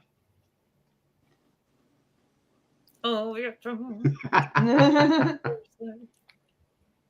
I literally have no idea. No, that's all right. That's all right. I'm sorry. Do you want to take a guess? Take a wild guess? Shucked. That was a good guess, though. Pretty good. That's a good guess. Hey, you know what? She went like this, and I was like, shucked. Hey, and the Oh, we got and trouble. I love it because whenever we host these, we get a free number out of everybody. It's great. All right. Do you guys know it, Jessica, Paulo? Music Man. Yeah, Music Man. Correct. Yeah. All right. Here we go. Hold on 1 second. Oh, I'll get to that. That one's Jessica. All right, so Jessica, what musical takes place in this setting? New York City, 1899, Office of Joseph Pulitzer. Oh, Newsies. Yes, Come on indeed. now. Ashley just had Come that one. on now. I intentionally skipped that one for you, Ashley. Just say it. Should have Just say given her it. that one. All right, you can just read this to Paulo. Okay. All right. Paolo, what musical takes place in these settings? Fleet Street, London, and Mrs. Lovett's Pie Shop in 1846. Sweeney Todd, the Demon Yes. Bar, Fleet Street. Indeed, indeed. Awesome, awesome. Everybody's doing great. Once again, my name's Ray. This is Sandra Ruth. Thanks, everybody, for looking at our trivia show tonight. I love it, man. All right. Ashley, you ready? Yes. I got you. No, confidence is sexy. You got this. All right. You got this. All right. Remember, going to give you the setting. Name the musical. An Indian territory, a smoke shop, and the setting's 1906. No idea. House, it says. A smoke house, a Indian territory, and a smoke house, and the setting's 1906. Couldn't tell you. All right. Jessica or Paolo? Oklahoma. That is correct. I'm embarrassed that I wouldn't have gotten it Yeah, either. really? The Really? 1906 was sort of throwing me just a little bit. Yeah, no, I think I don't even know off the top of my head when we reached statehood. I'm a bad Oklahoma person. There you go. It was, I don't know. Here we go. I lived in Michigan until 4 years ago. That's my excuse. Boo, I'm from Ohio. Whoa, is that an Iowa person? Ohio person? Oh, Wow. OH, baby. Whoa. I'm like, go blue. Man, see, honey, maybe you shouldn't have said that. I know, Jeez, right? oh my Now we're God. feuding. I'm okay with it, though. As the kids say, We now can you still might be friends. beefing. I guess That's so. what the kids say. Do we need to have like a West Side Story gang fight about it? Oh, man, that'll be awesome. No, we can be civil. That's fine. Right, I think so. All right, so we are up to Jessica. What musical takes place in this setting? Jungle of Newell, Whoville, an unspecified time period. Dr. Seuss's How the Grinch Stole Christmas. Ooh. Not technically. It is Seussical the Musical. Ooh. Oh, Close, right. though. It was close. Yeah. Right. It was close, I though. forgot about and that. I'm like, solid. I might have blocked it out. It Yeah. was close. It was close. All right. Paolo? All right. The setting is Northampton, London, a shoe factory in Milan, and it's set in the modern era. Kinky Boots. That is correct. Yeah. Man, look at you. All right. Was that the first or second question? That was the second question. Right? Second, I The believe. second. All right. Here we go. And I'm taking a look just to make sure. We'll do this. Oh, this is fun. Oh, see if you can pronounce that one. All right, so this is for Ashley. Oh, goodness. I understand why he handed this to me. What musical takes place in this setting? The island of Kalkokyri, Greece, contemporary. Mamma mia. Yay! Hey, good job. Good job. I know something. Yeah, you know so many things. You know all the things. I That's haven't why. seen half the show. I hate to admit that we're talking No, about. I get it. All right. Oh, hold on. Let's see. Okay. Just going down here. All right. The setting is Berlin, 1931. Cabaret. Good job. Good job. All right, here we go. Let's see if you remember, you still got to pass. All right, so this is for Paolo. What musical takes place in this setting? Cedar Rapids, Iowa, in the mid-1900s. Cedar Rapids, Iowa, in the mid 1900s. Cedar Rapids, Iowa. I'm gonna pass. All All right. Anybody else know that one? Is that also Bye Bye Birdie? It is not. No, that's a tough one, man. This one was a tough one. The Pajama Game. Pajama Game. Oh, that's a deep cut. That is a deep cut. All right, but you use your pass wisely. So your next question is, what musical takes place in this setting? Los Angeles, 1987, The Bourbon Room. Oh, come on. Nah. What? Am I Uh-oh. supposed to know this? Yes. 1987, The Bourbon Room? I wouldn't have known it either. I would have. I'm a big fan. Los Angeles. Ashley and I auditioned for that together. Do you remember? Oh, that? that's so cool. Yes. And So long ago. I've sung a number of these songs in my car. 1987, The Bourbon Room. No, I would have. Oh, wow. All right. Okay. I got that. Ladies, Ashley knows it. Ashley. What is Rock of Ages? Yeah. Take the T-tops off the IROC Z. We're going cruising, brother. What we're doing. All right. Okay. So this last one, this last round, it's going to be a tough round. So we're just going to have 2 questions because this is just general trivia from Broadway. Just 2 questions this round, and then we'll lead into the last round. All right. I'm not going to lie. This is going to be tough. Maybe not. Oh, freak them out. I am going to freak them out. That's my job. All right, hold on. All right, this round, remember, only 2 questions. Still got to pass, though. All right, Ashley, are you ready? I'm ready. All right, this one. In the song, Poor Judd is Dead from the musical Oklahoma, Curly encourages Judd to do what?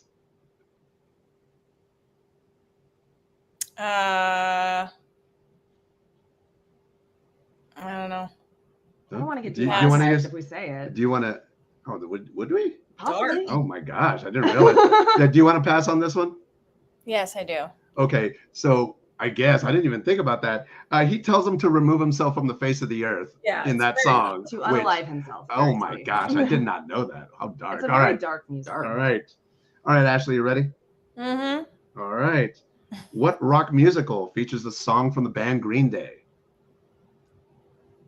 Green Day, the musical. Close. Oh, wait, what song? What was the question? I'm sorry. The song is, what rock musical features the song from the band Green Day? Oh, my God. I can't remember what it was called, but it was the Green Day musical, but I can't remember. All right. Accept that. What's that? I would accept that. The Green Day musical. It's the Green Day musical. It's the Green Day musical. Hey. It's American Idiot, but There you go. You were Yeah. workshopping through it. All right, here we go. How about this one, Jessica? All right, Jessica. In Guys and Dolls, Sky gets a date with Sarah by offering in return a dozen genuine what? Oh, Gamblers. Ooh. It says Sinners. Is that like? No, is it she the specifically asked for Sinners. same? Okay. Then So sorry. I mean, I know we're sticklers. it's Right? like I would probably. You want to go give with them? All right, Gamblers. my Yeah, wife's for that talked me into one, it. Like I would. And believe me, I don't want to lose an argument to my wife on the internet. So, points, He knows Jessica. what's up. Points, you. Jessica. points. All right, I'm gonna take a drink of water real quick because I was sweating that one. The wife is like the neck. See, that's why he's the king. I That's love why it. he's the king. All right, Paolo, you ready, sir? Yes. Or Your Majesty, however. All right. The question is, Ren opens this musical with the lyric, "Been working so hard, I'm punching my card." I like it. From this I like the pun. from this musical. Yeah. What's the name of the musical? It's it's If you're struggling, you still got that pass. no, I right there. Oh, they're tapping to it. All right. I know. Heart of rock and roll. I'm sorry. What was your answer? Heart of rock and roll. Is it Power of Love? No, it is not. It's not any Huey Lewis song that you could think of. It's actually Footloose. Footloose. That is correct. It's so hard. Punch it. My card. Oh my gosh. All right. Again, we got one more round for this. One more round of questions for this. Mm-hmm. Okay, Ashley. Mm-hmm. Are you ready? Hit me. Oh, you got this. All right. What musical requires the use of coconut halves for a sound effect? Once on this Island? I don't know. Is that your answer? What musical? What musical requires the use of coconut halves for a sound effect?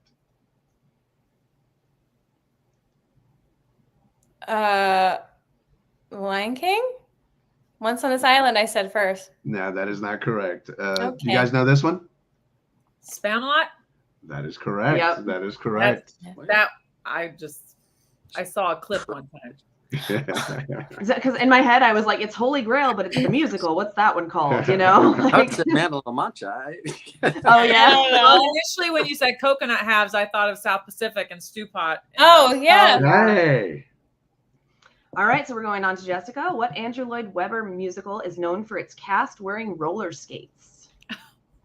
Oh, the one I've always wanted to be in, Starlight Express. That is absolutely correct. Man, she didn't know about Starlight Express, and then I showed her clips of it, and just see how grand it was. Growing up, that's all I wanted was to be. No, because you'd see those commercials. I was like, this comes from space. This musical comes from space. Aliens landed, and that's where we get Starlight Express. It sounds wild. I want to see it for sure. All right, here we go. All right, Paolo, this last question in this round is for you. In The Music Man, Professor Harold Hill introduces a dubious technique to teach music.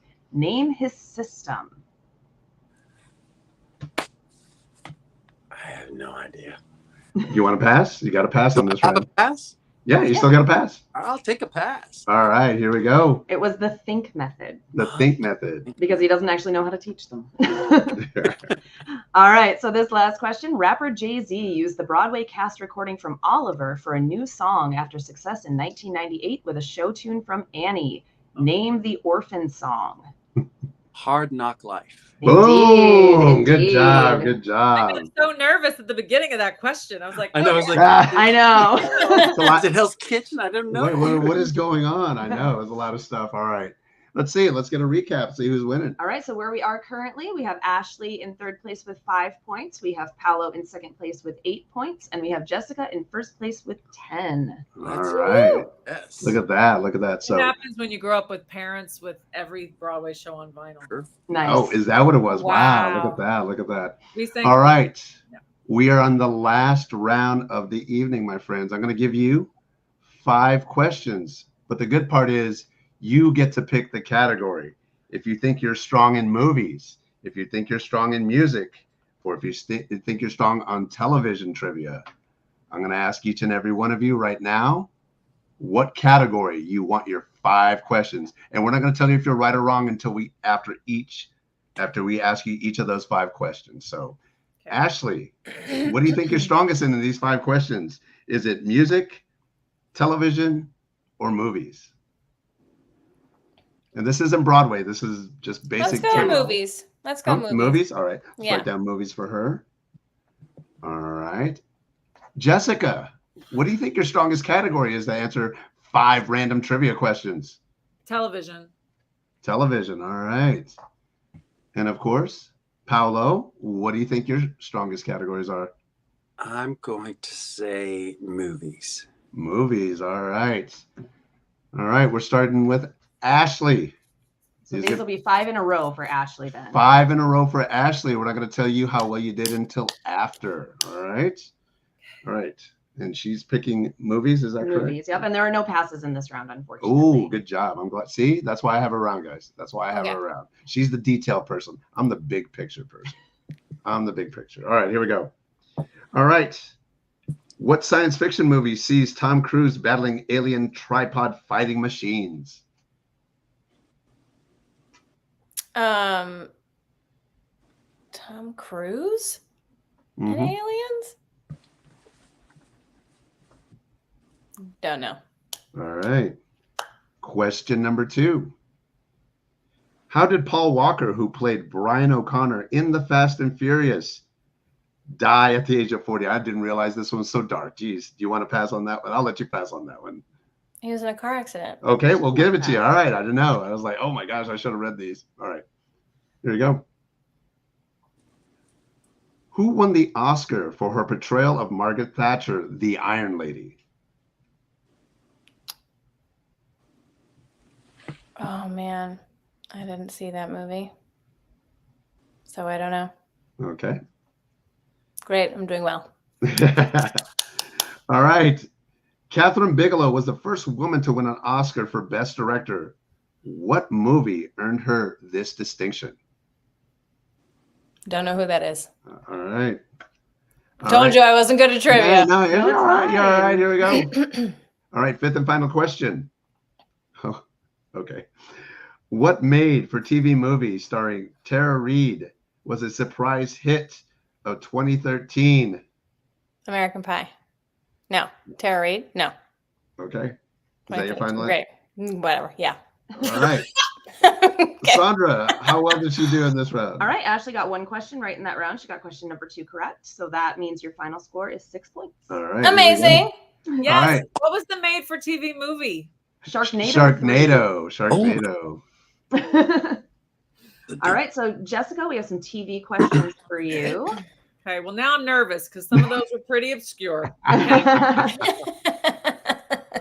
We'll see what happens. I haven't read these ahead of time, so we'll see what happens. All right, your first question is, what show hosted by UFC commentator Joe Rogan has contestants eating bugs and jumping off buildings? Fear Factor. All right. Wow, that's a deep cut to the 90s. Yeah, it is. Question number 2, who plays mob boss Tony Soprano on The Sopranos? James Gandolfini.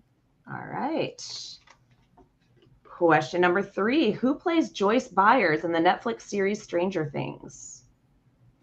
Oh, is that Winona Ryder? Mm-hmm. She Joyce? I stopped after the first season. I was too scared.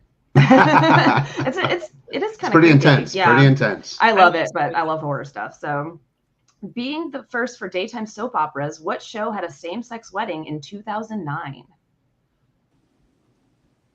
Oof. That is. Oh, 2009. I'm just going to guess because I don't know. I'm going to go with All My Children. All right. And what 2009 reboot of a popular 90s drama, which aired on the CW, lasted only 1 season? Wait, can you repeat the question? Sure. What 2009 reboot of a popular 90s drama, which aired on the CW, lasted only 1 season? The reboot aired on CW. It's worded a little confusingly. Got it. Okay. That's why I was a little confused. And it was a drama? A drama.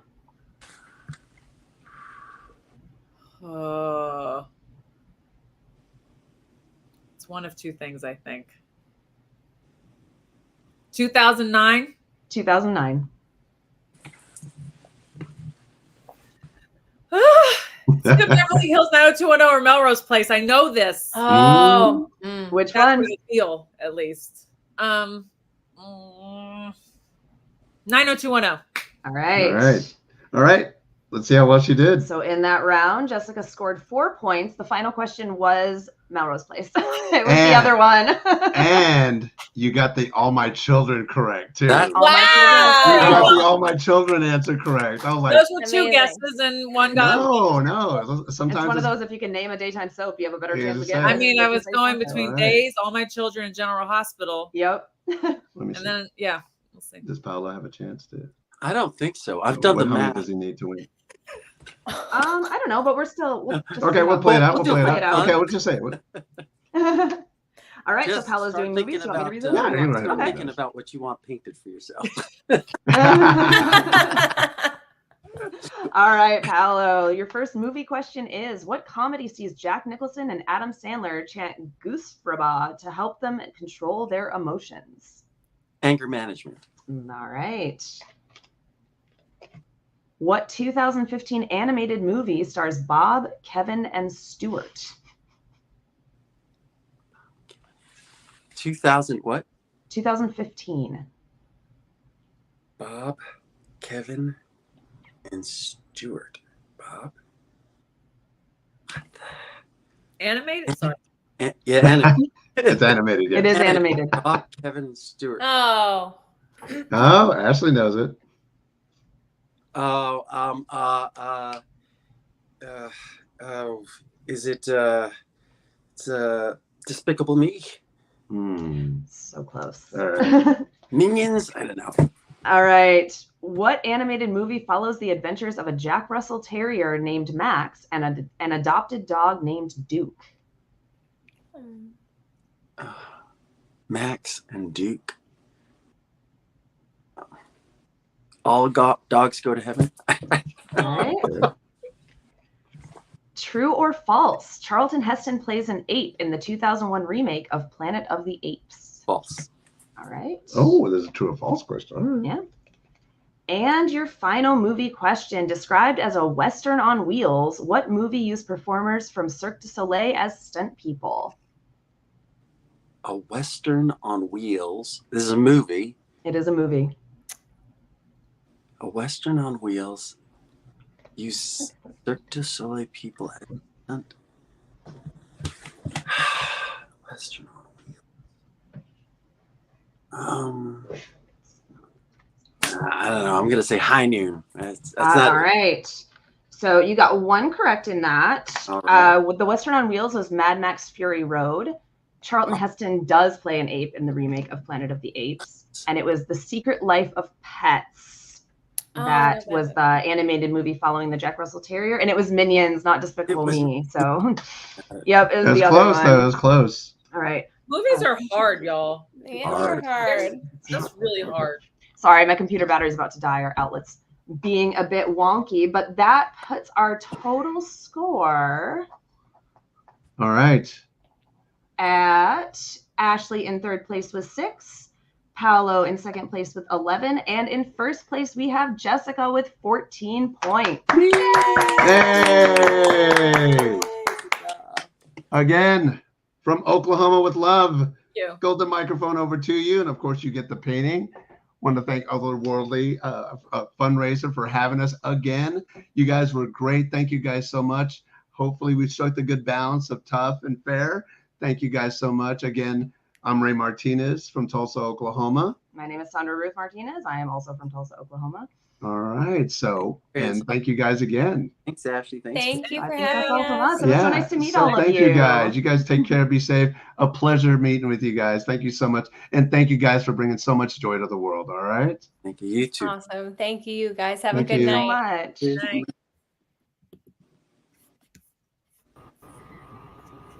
Thank you all. Have a great night, everyone. Our final little donation update. We have gotten to $395 out of our $1,500 goal. Thank you so much to all of our viewers and everyone here tonight. We will be back here again at noon Eastern with so many amazing guests. Go to our website, visit all our socials, Otherworldly Fundraising. You'll see the schedule. So many guests. Thank you, Kristen and Steph and Hannah and Ray and Sandra. Thank you, everyone, for being here. I'm just looking at my producers. Anything else we want to say before we say goodnight? Don't forget to donate. Those first 4 people who donate over $50 get that Mom Bomb gift set, which is so exciting. Every $10 is an entry into one of 3 to get one of our 3 mystery boxes. We want you to donate. Please, please, please, please donate to this amazing organization. They not only do a lot of work to help support moms, but grants for moms and dads who need that extra support. I hope you have a great night, and we'll see you all tomorrow. And let's beat this goal. I know that we can way surpass it. Good night, friends.